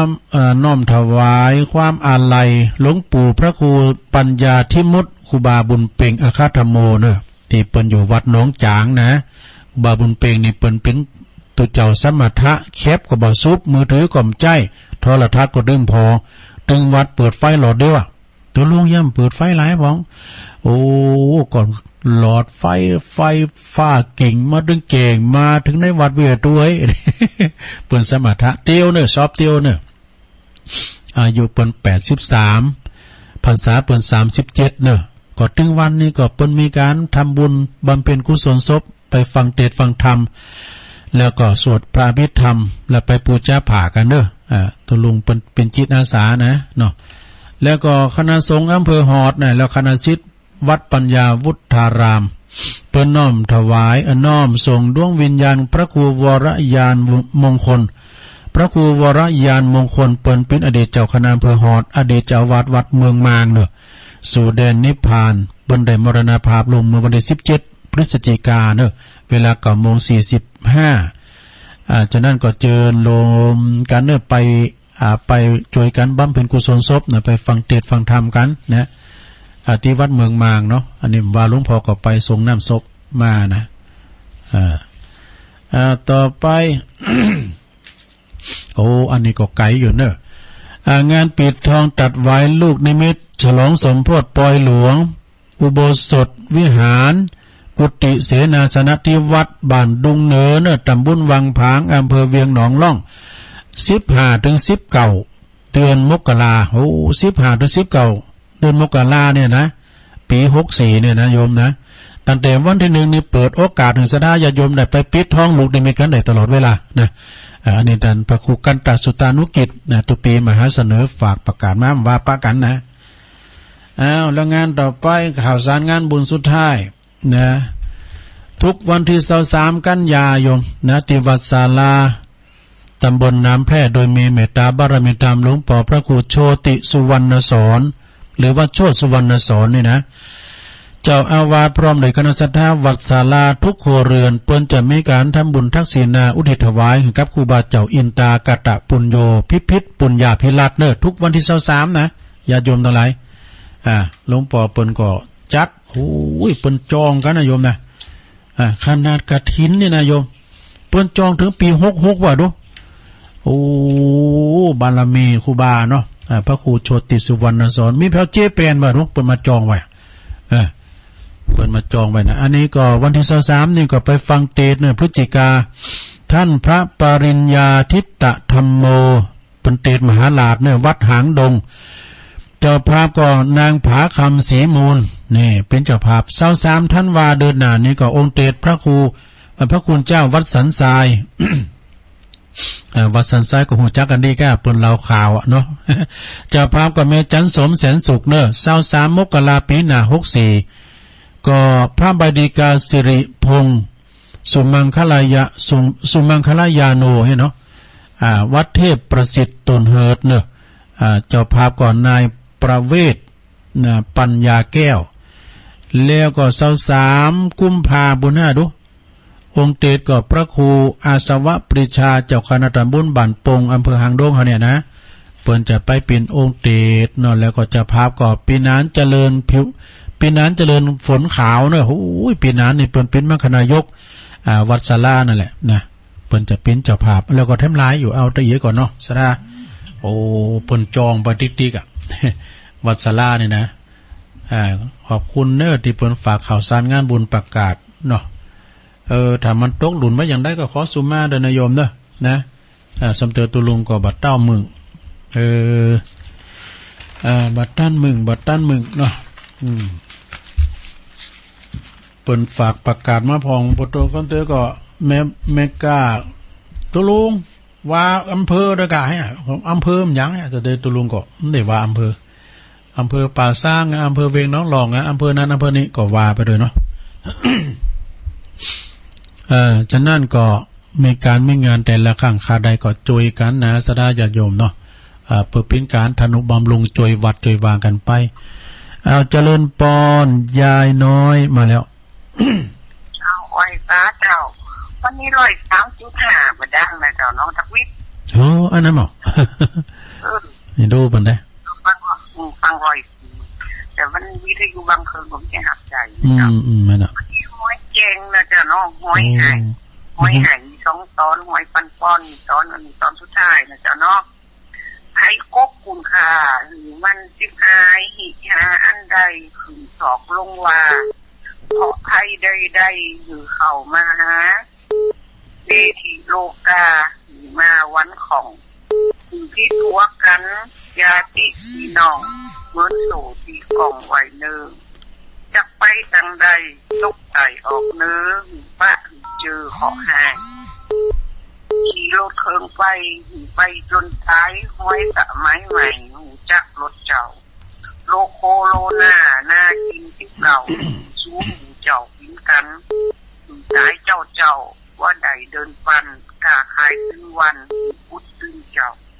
ว่าไข่ถูกเจงกินพักกับเข่าพอมีแก่เข่าสุขภาพดีกินพักตักหนักโรคภัยบ่มีอยู่สบายดีใจเดินปันเจ้าตั้งยองวรรณกรรมนะเจ้าวันนี้ก็มาเหมาะนะเจ้าภาษาไทยเรียกว่างามดีสวยดีเจ้าเจริญปอนมันก็ขึ้นล่ำมันเนี่ยในแกงแค่หอยเหมาะ สุมาเลยเจริญปอนไว้สาเจ้าตะลุงแม่สีทอนเจ้าน้องบัวชัยประการยังไม่ได้ยินเพลงเนี่ยฮะไม่ได้ยินนะก็ไม่ได้ยินเป็นที่ไหนยังได้ก็ได้ตัวลุงเช็คระบบแล้วได้ยินอยู่นะสถานีฟังได้ยินแต่เดียวเช็คระบบแล้วโอ้ไหลมันแตดๆกะคนไหลกันหน้าแล้วมันตัดนะกะหากันหน้าโอ้เห็นมันได้ยินเพลงนี่นึกว่าตะลุงแบบมาจัดไหลแต่ป้านามันตะลุงก็ไหวพระล่ะอ๋ออันนี้ตะลุงเช็คในระบบอินเทอร์เน็ตนี่ดังดีนะเจ้าเช็คระบบพอนะถ้าว่าไหลมันแตดจะได้จ้ะเป็นอย่างนั้นชัดเจนในน้ำเดี๋ยวนี้เนาะได้ยินเพลงก็ตามนี้พูดได้ยินกันพูดได้ยินน้ำอยู่แต่แรงบุญเนี่ยอาจารย์พระครูพระเจ้าโซเซยเนี่ยบุญเนี่ยอาจารย์พระครูประหยัดจัดบ่าย3 โมงเป็นกันอ่ะซับเป็นกันแรงบุญเนี่ยอาจารย์พระครูเป็นวางเลยหรอซับเป็นกันชั่วคราวไหน ตุลุงออกอันวันจันทร์วันการนี่ค่ะค่ะอันเปิ้นเมนูเจ้านี่เมนูอย่าง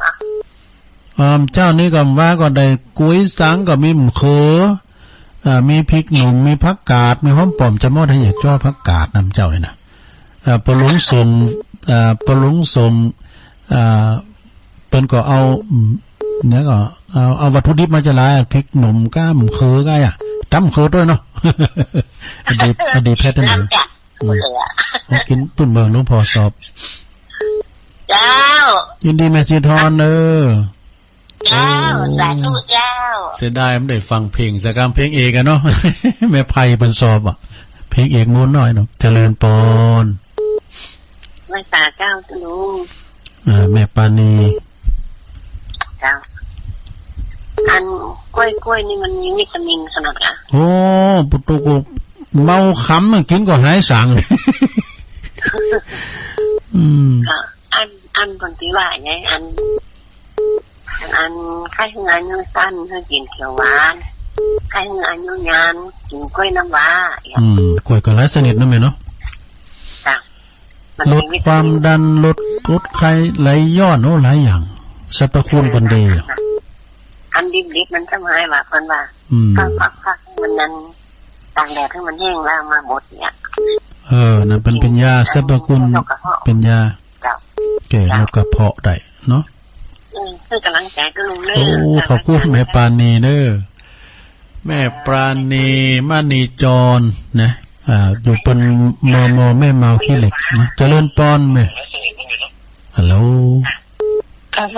เจ้าแม่อยู่ไหนจ๊ะห้วยบ่อทองอ๋อแม่ฟองคำแม่ฟองคำเนาะ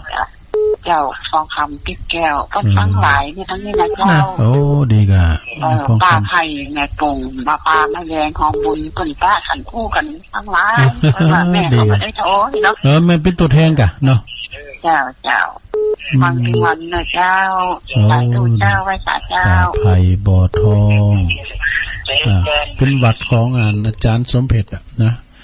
วัดป่าไผ่บ่อทองอาจารย์ปกติจะไปเนื้อสาหกเจริญปอนแม่อยู่ไหนแม่บอกคำก็จะแม่บอกว่าแม่บอกคำจะแต่กันคือแล้วนี่มันได้ยินนะเป็นอย่างที่แล้วกำลังใจเนอทุกๆอย่างเนอขอบคุณแม่บอกคำหลายๆเนอตัดจ้างกับบ้านแม่เพนเขานะบ้านไอ้ขจรพอใจเขาเนี่ยแม่บุคคำเขาเนี่ยนะตัดจ้างก็ฟังกันหลายเจริญปนแบบนวัตการห้ามเจ้าเรื่องกล้วยครับหลวงพ่อมานิดถูกต้องครับหลวงพ่อสมเพชนี่บอกครับเป็นสบายแล้วก็เดี๋ยวนะเป็นวัดว่ะเป็นยาแหละกินยางานตัวนักหน่อยเนาะผมไม่ได้ง่ายญาติก็ถ้ามาเสียครับอยากสวัสดีกันเนาะก็ว่าเป็นอย่างตัวอาจารย์ทุกวันนี้ก็หายแล้วไอ้เนาะลุงวันนี้กล้วยไตนะแต่เปล่ากล้วยตีบผมเนอะนั่นน่ะเป็นเพราะกล้วยไตกล้วยตีบลูกบรีบกินหวานต้องหวานพอได้ทำนั่นเนี่ยก็ไอ้จังหายาน่ะมีก็แล้วก็เอากล้วยหอมนะกล้วยหอมนี่นักกีฬาคนชอบนะตัวลุงที่เขาแข่งบ้านแข่งอย่างต่างประเทศที่นักกีฬาทำเวลาพัก15 นาทีนะหานักกีฬาบาสเกตบอลเป็นแกะกินกล้วยสุกเป็นกล้วยหอมอ่ะอันยาวๆนั่นนะมันมีกลิ่นหอมมาทำเมื่อหายใจลงแล้วก็อย่างน้อยที่สุดก็คืออิ่มมาแล้วเพิ่มพลังงานแม่น่ะอย่างน้อยมันอิ่มครับเขาโรแล้วก็คือมีพลังงานแต่ว่าถ้าเขาจะเทศได้จะไปกินกล้วยนักหรือลุงกระตองเนาะมันจะช่องมันติดคอแล้วมันติดเสลดเพราะมันหวานถ้าเทศทำเมืองนี่นะผมสังเกตดูโมดอันที่มันหวานเขากินเข้าไปแต่เดียวมันแสบคอลื่นน้ำลายไข่ตาลุงเทศก็เลยแบบม่วนเดี๋ยวนี้ถ้าไม่น้อยอันบุญยงถ้าฟังอยู่วันที่21 22ลุงได้จะลองไปตีสั่งกับแปงเดี๋ยวถึงมุดถึงเสียงผมได้อยู่4กันรถแล้วนะสาย5 4พอดี4ก็รถตู้จะสันซ้ายมันไม่ไหลมานี่2 กันนะดีๆขึ้นไปประจันนี่นะก็ปลาไฟแดงเขานี่กันมาให้เงินกันอย่าโยมจังมาให้เงินเพิ่นเครือญาติห่างๆกันกดความกระเทที่กันถึงท่านพระครูอภิวัตนั่นน่ะ ลุงวันนี้อันให้ได้นิมนต์พระอาจารย์นิพนธ์มาหน่อยให้ตื่นแล้วนะ มันต้องโตครับเปิ้นเดี๋ยวดึงมา เดี๋ยวถึงว่าเราจะช่วงให้ได้กัน เขาก็โยนกันไปโยนกันมาอยู่ ให้ลูกขวายเนี่ยนั่นอันพ่ออย่างก็ที่สารกวยอ่ะพ่ออย่างก็ที่สารกวยสารเข่งสารน่ะที่อันห้องเพลงดีๆน่ะโอ้แต่ว่าใครบอกฟังบอกห้องเพลงตุลุงยองเขาจำมาแมลงอ่ะตอนนี้ตุลุงยองไม่ได้จัดรายการแมลงอ่ะอันนี้วันนี้เปิ้นชดเชยเหรอกะเอาชดเชยเป็น2เจ้า2แรงแล้วเหรอเปิ้นจะชดเชยถ้าตุลุงสลับได้ทั้งท่านขวบพิวัตรมาโจข้าวไหนโจข้าวเนาะโจข้าวดีนะจะพาปกติตามทุกตัวทุกคนเนาะทุกตัวเนอะนี่ดีเนอะตุลุงเนอะวันนี้ตื่นเช้าปอบุญมีกะที่เปิ้นจักตอกสารกวยกับอยู่นั่นน่ะน่ากลางอยู่เนอะเนาะสาธุนะตุลุงเนอะไหว้พระครับผมสาธุหลวงพ่อมานิดพิชิตสังฆทานสุมาเนี่ยถามว่าโรเจริญปอนนมัสการเจ้ายายพรมาแหมแล้วเอาไว้ยายพรนี่เก่งได้มันสมองเลือนไหลบุตรตู้เขียนก้อนได้ดีใช่เลยแม่ไปจดเอาในข้างกับแปลงวัดนี่อย่างเอามีอะไรว่าไหมยายพรว่ามาเลยวัดเนี่ยแหละแต่มีเจ็ดเป็นมันมีเวทวัดอีกเดี๋ยวไปเต็มมันมากันโอ้สมองเลือนไหลได้กันอีช่องอ่ะกำแพงอ่ะกำแพงวัดดีกะร้องวัวแดงเอาดำบุญมาเอาอย่างเอาก้อนหักมาห้องกะกุหลาบแดงอ่ะเอาก้อนหักมาห้องกะกุหลาบแดงอ่ะเอาลองเอาเหรอก้อนยังวะเนี่ยเอาเลยกุหลาบแดงเอาแต่เฮ้ยไปปดไปประมาทเนอะยายพรเนี่ยนะบุตรหันมาอีนะเคยเป็นสาวอายุ17มาแล้วนะเนาะยายพรเดี๋ยวนี้เท่าไหร่ก็78เคยอายุ15มาแล้วนะไม่ยังว่าเจ้าวันนี้จะฝากจะห้องเพลงนี้เอาล่ะแน่เลยพี่จ๋าไม่จ้างนะห้องเพลงอ่ะอะไรจอยก็ไปจ้างห้องเพลงก็ไปจ้างก็เดี๋ยวน้องเบลจะมาอวยพรละ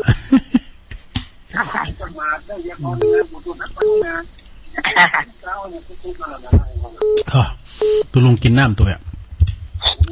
เรายังมียังนะวันนี้มียังเตือนเนาะฮะเอาที่มันนี่จ้ะเอาไปแล้วแบบออกอ่ะแรงเบิร์ดเนี่ยทันปะคูกะจ่าโมมึงอ่ะปั้นกันย่างพออ่ะกะมีทันปะคูบนออกปะคูอภิวัตเปิ้นโซเซยเขาออกเปิ้น2 วันเปิ้นออก2 วันเฉพาะนี่นะดูก็เปิ้นได้อยู่กับเฮาแตนนะกะสลับกันนะก็เลยว่าเวลาเขากำ116นี่ตุลุงเมาเด้อตุลุงมันได้ไปนอนแต่5 โมงเปิ้นเอารถมารับไปอ่ะกะก็เป็นโหกันอันนี้ก็แม่พรเลยยายพรเขาไม่ได้ยินนะกะนะหัวที่จะเอาเครื่องมาปุ่นเด้อก็ขึ้นมีอินเทอร์เน็ตอ่ะปุ่นน่ะนะที่จะถ่ายทอดสดเหรอ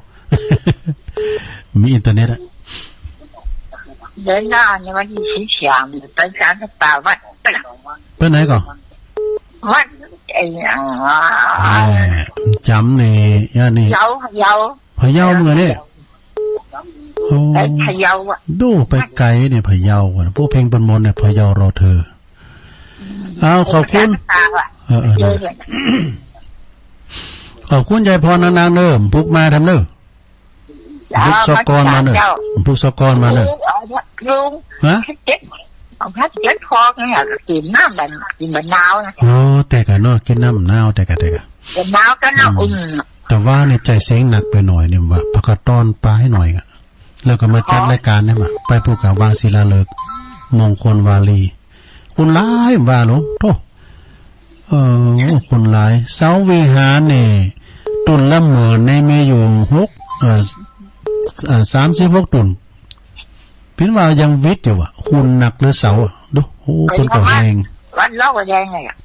นะกะแต่ว่า70 ปีขอบคุณใจพรเนอะสายอื่นบนเขาเนาะนะกะขอบคุณยายพรกับเนิ่มพุกมาทำเนอ นมัสการเจ้า ยายพรเนาะเจริญปอนไหว้สาธุลุงจอมหยุดโอ้แต่ลืมประกาศไปเอาว่าไปเลยไอ้หยุดว่าเลยว่าก็ว่าแล้วหนึ่งว่าประกาศแล้วกันวันที่16เนี่ยผายจะไปแห่ยกยอดชัดเนาะดอนจันเวียงป่าเป่าวัดดอนจันที่เชเวดากองไม่นะถ่ายบ้านเฮานี่ผายจะมาก็มาขึ้นรถที่บ้านจอมยุทธดิเนอร์6 โมงล้อหมุนเนาะทุลุงเนาะ6 โมงรถตู้ติดแอร์อย่างดีกะโอ้ยจ้าลืมบอกวันนี้วันเกิดในวันนี้ไปทำบุญนะลุงแฮปปี้เบิร์ธเดย์สุขภาพแข็งแรงเลยไอ้เด้อพรให้กับเจ้าอ่ะเนี่ยโอ้ยพรเดี๋ยวนี้ก็ได้ไม่เคยไปพรย้อนหลังว่าพูกก็ได้ตุลุงแต่เจ้าตุลุงว่าอย่างเพราะว่าอ้อยกับจ้างนี่อ่ะอ้อยกับจ้างไม่แห้งกับหนานส้มกับไม่มานหวานกับมะพร้าวเด็กก็ได้ขอกูกันหรอขอมากูกันได้กันเนาะเป็นมามันเน่านอนปะจีแต่ทำปฏิบัติจับง่ายมวยบ่มีค่ายไหว้ครูกับจ้างได้ก็อย่างตุลุงมวยวัดอ่ะจ้างไหว้ครู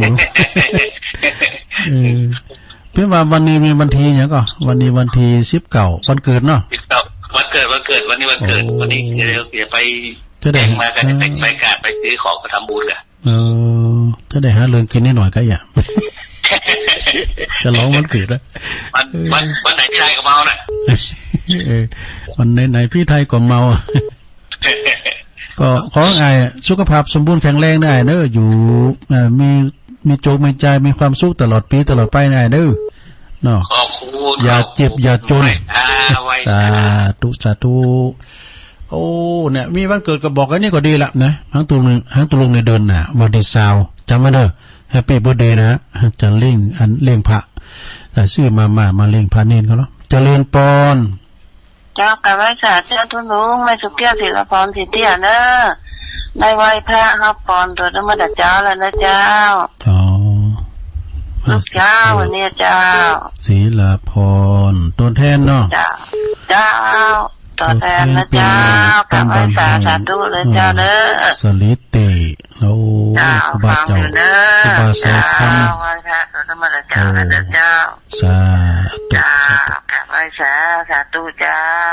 ครูบาเจ้าเสาคำลูกศิษย์ของครูบาสุรินโทพระครูกัลยาณธรรมนิวิทย์เนาะเจ้าคณะตำบลวัดหลวงศรีเตี้ยเจริญปอนกราบนมัสการครับผมอาจารย์นิพนธ์มาแล้วเอาเลยนะครับวันนี้รู้สึกว่าจะมีงานหน่อยกำลังเงียบย่องเรียบเรียงเคียงมาแล้วเสียงใสแจ๋วจากช้างเผือกมาเลือกสรรบอกว่าฟังครูบาบ่อยขอให้ทุกวัน วันนี้อั้นใจไม่ไหวจึงทดได้โทรตั้งชื่อให้ชื่อโยมล่ามาท้ายสุดเหมือนจอมยุทธสุดช้ามาที่โลเพิ่มทุกวันสายทันหลังทั้งฮาโลร้องโอ้โหมีมาเสริมเติมทุกวันพูดไม่ออกบอกไม่ถูกมันสุกหนอคนฟังก็ขอสนุกมุกสนั่นฟังเฉยบ้างโทรมาบ้างเป็นบางวันแล้วแต่ท่านมันติชมอารมณ์ฟังขอเวลาโทรเพิ่มให้ได้ไหมครับอยากสดับฟังสำเนียงเสียงเต็มถังชั่วโมงแรกทำเต็มกำลังชั่วโมงหลังขอได้โทรโมเต็มได้ไหมครับครับได้โอเคสาธุโอ้อาจารย์นิพนธ์นี่เก่งก้อนเลยค่ะแต่งณบัดนั้นอ่านณบัดนี้ได้เลยนะขอบคุณอาจารย์นิพนธ์ว่าวันนี้เป็นมีภาระธุระหน่อยนะเอาขอเจ้าไว้หน่อยนะโอ้เวลาตัวลงหลายอยู่เด้อเจริญปอนตามภาษาครับสุลุงโอ้มาแล้วป้าบุญมีป้าน้อยบุญป้าน้อยป้าน้อยบุญปันโอ้ยังคิดจะลืมกันป้าน้อยบุญปันนะกะให้หน่อยให้ตานี่ป้าน้อยทางนี้ระยะนี้กันยุ่งไปหน่อยมันที่ตาโคกไปปะกันแล้วจันเนาะแน่นอนกะ โอ้มารีแต่วันที่26ก็จะไปป้าอาจารย์เอาลักตัวเป็นๆแล้วเขาบอกโอ้แต่กับโตบนติดใจพี่น้องมึงฟังไข่หันหน้าหันตาไม่ลืมเนอะอาจารย์เอาหลักเด้อเอาคนดีไปตัวเอาคนดีไปตัวไปเอาวันอ่ะไปเอามือตัวแต่ไม่งานทางหนาย่ะครับเนาะภาษาทิศก็มาอยู่ก้ามือมดกันโอ้ว่าหลายอยู่แล้วหลายตัวแล้วไปดึงตัวดึงเงาอ่ะตัวลุงก็จะเอาเงาไปด้วยนี่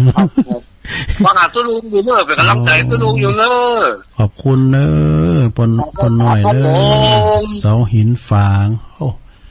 อันนี้ปนหน่อยมาแล้วดีใจแล้วหายไปหลายวันอ้าวสายต่อไปเจริญปอนเขามีส่วนโลมเนาะจัดด้วยกันไหว้สาเจ้าตัวลุงแม่แดงอ่ะเจ้าแม่แดงตะล่อมรัตนาแม่กาฟังเจ้าแล้วแม่ดีแกเจ้าก็เดี๋ยวก็จะไปกาดแล้วประกาศไปกาดเนาะ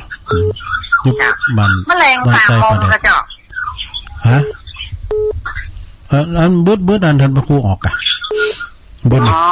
พระครูเปิ้นจะชดเชยเวลาตุลุงก็จะคุ้นขวาเอาผูกเจ้าทำก้ามไหมกัน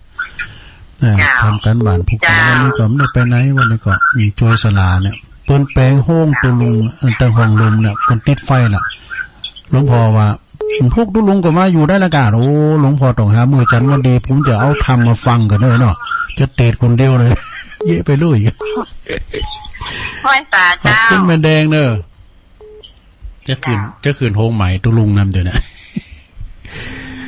เจริญปอเด้อเขามาใหม่สุมาเด้อเอาใหม่เจริญปอ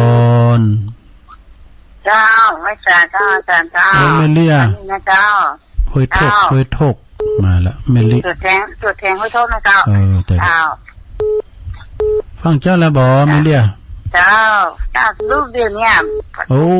รับดีให้ล่ำไปปิ้นอย่างก่อนรับดีเป็นไดมาได้โทรหาอาจารย์ไรวานะจ๊ะได้เป็นยังอ๋อฟังอยู่นะเจ้าขอบคุณเมลิสาธุขอบคุณนิสัยบาดหูเอาเข้ามาแถมตันไลเขาปรุงชัยเนี่ยฟังกันอยู่ก็ตันไลเจริญปอนอาจารย์เจ้าจะลงโอ้ไม่เพี้ยนนะเอาเลยแสงไฟสว่างตาแสงธรรมะสว่างใจสว่างตาและแสงไฟสว่างตาและแสงธรรมเจ้าความชัดเจนให้การสาธุลงเด้อทุลุงขอบคุณหลายๆเด้อเจ้าเพนขาวเตี้ยสะพานบุญอันนี้เป็นคนสู้ชีวิตเจริญปอนไหว้สาธุลุงมาแล้วปเลี้ยงบุญตันฟังเจ้าเรื่องโคตรจะไปทุกเป็นยากสายมันนักนะนักพอบุญตันป่าไล่15ปักกันเด้อที่วัดบ้านเรือนทรายทองเนาะป่าไล่จะดีซ้ำยอขอบคุณเนอสาธุกำลังใจลุงนะขอบคุณหลายๆอันนี้เป็นนักฟังรุ่นอาวุโสปิติเคารพนับถือญาติผู้ใหญ่ตุลุงเทมทันเนอเป็นลุงของท่านพระครูสุคนทศีลวิมลจากวัดป่าตองเจริญปอนไปสาเจ้าตุลุงแม่ฟองคำด้อยนั้นคำด้อยคุณตาลมาแล้วแม่ฟองไงแม่ฟองแม่จันฟองปงดอนหนาวใส่จำปุ่นหนาวดีกะท่านี่หนาวด้วยแก่หมฮะในบ้านในครั้งมันมีขื่นไปตรงไปเกี่ยวเข่ากะเกี่ยวเข่ากำมาเกี่ยวเข่าเนี่ยไข่ตึงฮะสมัยก่อนเนี่ยเกี่ยวเข่าเลยนะเกี่ยวเขี้ยวนี่นะที่ไปเอากันอยู่เกี่ยวเขี้ยวกันเนี่ยเปิ้นเอามือเอาวันกันเนี่ยโมในบ่ตัวแล้วก็เอาวันสมัยเลี้ยงควายในเอาตอเฟืองเนี่ยมาแป้งโหนี่โว้ปั่นม้วนด้วยนะเรียนกิโลแล้วเอาเขาหันโฮงเขามาต๊อบเขาเก็ตนี่ก่อนนะแล้วปักคอบางกันนี่มันคำคอเขาเก็ตก่อนกับครับซับเนี่ยครับนี่แต่เขาไปกินเลี้ยงควายก่อนนี่เอาแป้งเครื่องใช้หนังแป้งม้วนหนังแล้วเอาฟิล์มในเอาอันยาสลาแป้งฟิล์มหนัง เอาโยกตุลุงเป็นหมอผากเฮ้ยแคล้วเกิดไปตามมาใช่ไหมลากคอมานี่ เขาบุญนั้นฟังกันหมดอ่ะเป็นเสียงไม่ยิงกันเด็กควายขอสวนมาเดือดร้อนนะบดโตมองกะลินก็นี่เนี่ยยินดีไม่ฟ้องเดี๋ยวมึงจะควายนะไม่ควายแล้วมูจักแล้วควายเดี๋ยวเนาะกำลังใจนี่โอ้ขอบคุณก็ขึ้นไหนได้ก็ว่าไปเลยตรงมันเป็นอย่างไรโดยวิถีชีวิตของมันคุณก่อนน่ะเปิ้นไม่ยิงหัวเล่งควายด้วยกันน่ะขี้เปิ้นลายควายเดี๋ยวเปิ้นเป็นไม่เล่งลำใหญ่กันเจริญปอนมาแล้วนักร้องโบราณขอบคุณมีเอาสักเพลงเราเอาเสียงบ่อยเล่นกลางวันนะไม่จะจ้อยเมื่อแรงมันจะจ้อยมากันเมื่อวันนี่เมื่อเจ้าจ้อยวันเสียแต่กันเนาะเข้าท่าเลยเนาะเก่ง59เสียติดกับจานจ้อยบบุญมีเมืองกลางเนาะโอ้หนาวว่าเจ้าท่านตอนนี้ขึ้นอีกต้นหนาวด้วยเพราะว่าเขาอยู่ในห้องกระจกนะจ๊ะฮะเย็นนะมันอยู่ตีนดอยนั่นน่ะเพื่อนดอยมันไก่ดอยลูกไก่กับครูบา3อ่ะเนาะครับน้องมันได้ยินอยู่ประเทศทำนี่หรอดีกะครับขอบคุณบอกบุญมีโทษดีแล้วครับพระอาจารย์ท่านว่าเปิ้นว่าเปิ้นซอถ่องกันโดดลุงทอนกดซอเอาเขาพินิเก้ว่ะลุงทอนนะประบุญมีผมจะย่อยเนี่ยบทศิลปะล้านนาอย่างเนี่ยบทลายคำโอ้เข้ามาใหม่เด้อเจริญปอนครับกับมาสักการครับท่านยอดพนัน3Kกะลี่อันนี้ตุปีเอกพลจังกะใช่ครับพงบันแซมปาซ่าไอ้พงบันแซมเนี่ยโอ้ดีกะพงบันแซมปาซ่าครับอันนี้แฟนรายการของคุณสุพิสมัยด้วยเนาะบันแซมฟังตุลุงอยู่เลยฟังเพลงออกแล้วนะครับโอ้ลูกเจ้าเฮ็ดแต่เนาะมนดีเพลงเก่ากับมวนน้อยเนาะครับโอ้เพลงเก่าอมตะนิรันดร์การน่ะนะผมพูดกับฟังแท้มั้ยกะครับฟังระยะครับโอ้เตกะโธ่ใครมีไหนนะครับเฮาฟังเจ้านี่มันโมนจะไม่เอาอยู่ให้กันน่ะโปรดเถิดดวงใจเพลงการพูดเขานี่มันอมตะนิรันดร์การฟังบักไก่แต่อยู่ไฮในมันก่อนอ่ะไปนอนห่างหน้าก้าฟังเก่าก่อนไม่มีกับ AM น้อยเนาะมกก้าอ่ะเดี๋ยวนี้บ่โตมีไอ้กุฏิครับมีกุฏิหรือว่าที่ไหนแต่มันเจ้าที่นี่มันใครมีไหนมีเตียนตุลุงทีเดียวเลยครับได้มันมีการขวัญโฆษณานะมันดึงวาไปทีเดียวเพลงทีเดียวแล้วก็อาจารย์ประครูประกอบขางเพลงเขาเจ้าเน้อเนาะครับผู้ฟังเน้อเน้อขอบคุณเน้อสาธุคุณยองเหมือนกันไอ้พงป่าสร้างเน้อนี่นะไอ้พงบันแซมป่าสร้างเปิ้นฟังเป็นประจำแม่จันสมเจ้านมัสการเจ้าต้องไข่โหก่อนถึงหูจักแล้วเนี่ยยิ้มก็เห็นแก้มเย้มก็เห็นลายฟันมันเท่าเว้ยอ่ะมันว่าแม่นแล้วแกเว้ยอ่ะแม่จันสมนี่อารมณ์ดีได้กะแม่จันสมเนี่ยอารมณ์ดีเด๊ะเปิ่นห้ามโศกห้ามเศร้าต้องยิ้มไว้ก่อนเจ้ามาแต่ยิ้มเสียเวียนก่อนอีอ่ะได้กะจะว่าเท่าแกเว้ยอ่ะได้กะพูดถึงอันก้อยใต้นะโอ้บ้านนี้จะมึงขาดสักวันสักเดือนสักปีเนี่ยยังเขาซื้อไว้นะซื้อแกงซุกอย่าวิ่งแล้วเอาดิบไว้อย่าวิ่งเพื่อมันซุกมาอย่างมันขึ้นมันได้ขาดเจ้ามาก็กินนะกินกาแฟโปรตีนอิ่มไปถึง8 โมงก็ถึงจะกินข้าวเลยค่ะแม่นะแล้วเขาเนี่ยอย่างเงี้ยการอะไรยังเพี้ยวให้เพี้ยวสวนนะก็เดี๋ยวหิวมากก็กินเหี่ยวแก้มเนี่ยค่ะทำให้ระบบขับถ่ายดีแม่น่ะวันดีอะค่ะในหนังสือกับว่านั่นเจ้าแม่ก็เหรอแม่อายุ95ในนำเพื่อได้ขาดเลยโอ้ปิ่นแต่ดูเด้ออันนี้แต่หาทางกินกุ๋ยหมดเลยน่ะโอ้ตุลุงนี่มักบ่ได้กุ๋ยทอดมักบ่ได้กุ๋ยทอดกันว่าได้กุ๋ยทอดมาให้ถุงเลยนะเขาให้โหมักโหก่อนมาโหนะเสียหมดอ่ะมันต้องกินข้าวไงอ่ะแต่ที่ได้กินกับข้าวนะกินกับมันนะกะกินกับมันนะกะ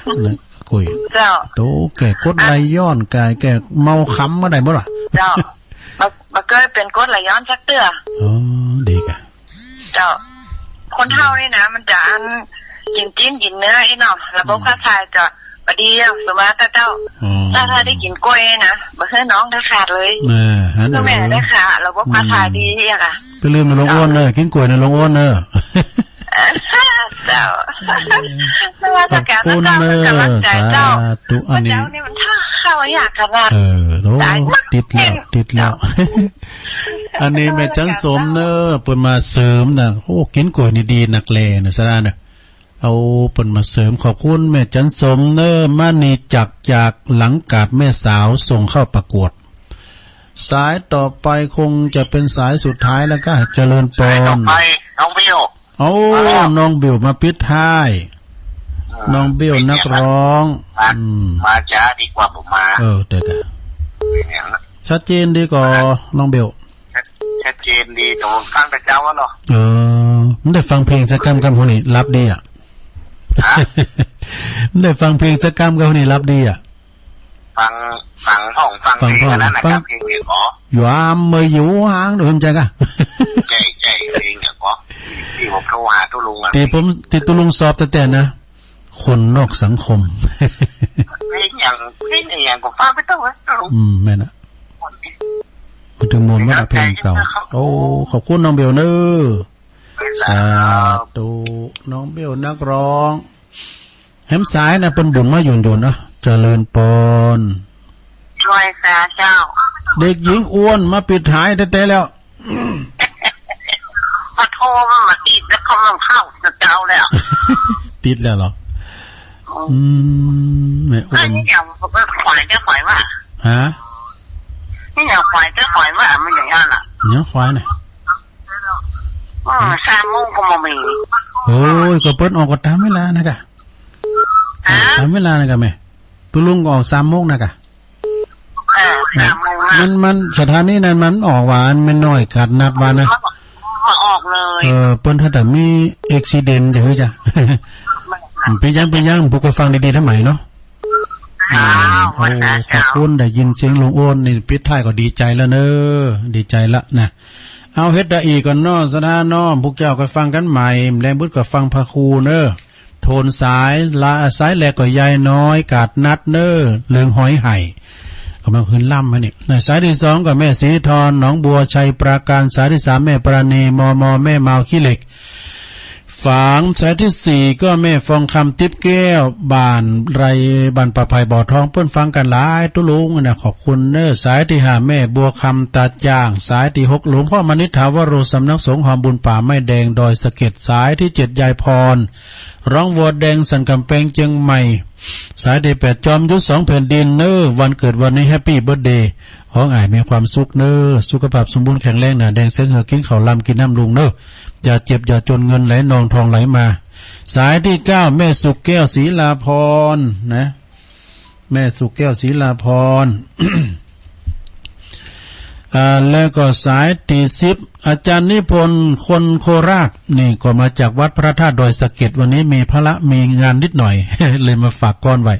สายที่11พอน้อยบุญปั่นเนอมโนครเสาหินฝางโอ้ได้ยินพอน้อยก็ใจดีละนะเหินห่างไปหลายวันสายที่12แม่แดงรัตนาป่าแดดด้อนใจสายที่13แม่ลิห้วยโทกเมืองบ้านหงเนอสายที่14แม่เพนขาวเตี้ยตาจ้างเวงน้องหลองสายที่15ก็พ่อบุญตันป่าไล่จะได้3ยอดเนอ15ปากันตีวัดบ้านเรือนสายทองสายที่16ก็แม่จันฟองปงดอนแจ้ห่มลำปางเนอสายที่17ก็พ่อบุญมีเมืองกลางนักร้องว่าเปิ้นซ้อมแรงเบิ่งได้อ้อมกำก่อนจะซ้อเรื่องวันเดือนเสียนะ สายที่18ไอ้พง ไอ้พงคนยองคนป่าซางบ้านแซมเนอไอ้พงเนอผู้ก็โทรมาแถมไอ้พงสายที่19แม่จันสมหลังกาดแม่สาวโอ้อันนี้เปิ้นฝ่ายเสริมเนอเปิ้นเป็นอสมด้วยนะกินกล้วยนี่ดีนักแลเนอกินติ๊กกินกล้วยกินติ๊กกินจุนกัดสายที่20กินปัญญาเนอน้องเบี้ยวนักร้องผู้สื่อข่าวแล้วก็สายที่21สุดท้ายหลวงโอนเนอกิติลังกาสายสุดท้ายเนาะ ขอบคุณกูเสงกูสายเนลงเนอไพ่มต้อมเต้นก็สุมาโดยพุกตั้งใจทั้งใหม่นะแล้วก็ขอบคุณทางเจ้าของสถานีทุกสถานีโดยต่อนนี้ไปก็ฟังอาจารย์พระครูกันต่อจากตุลุงกันต่อไปตุลุงนำรายการจากลาสถาไปก่อนเนิ่มผูกปักกันใหม่จุกดีมีใจเหมือนการจุโขจุดตันจัตตารโรธรรมาวัฏันติอายุวันโนสุขังปะลัง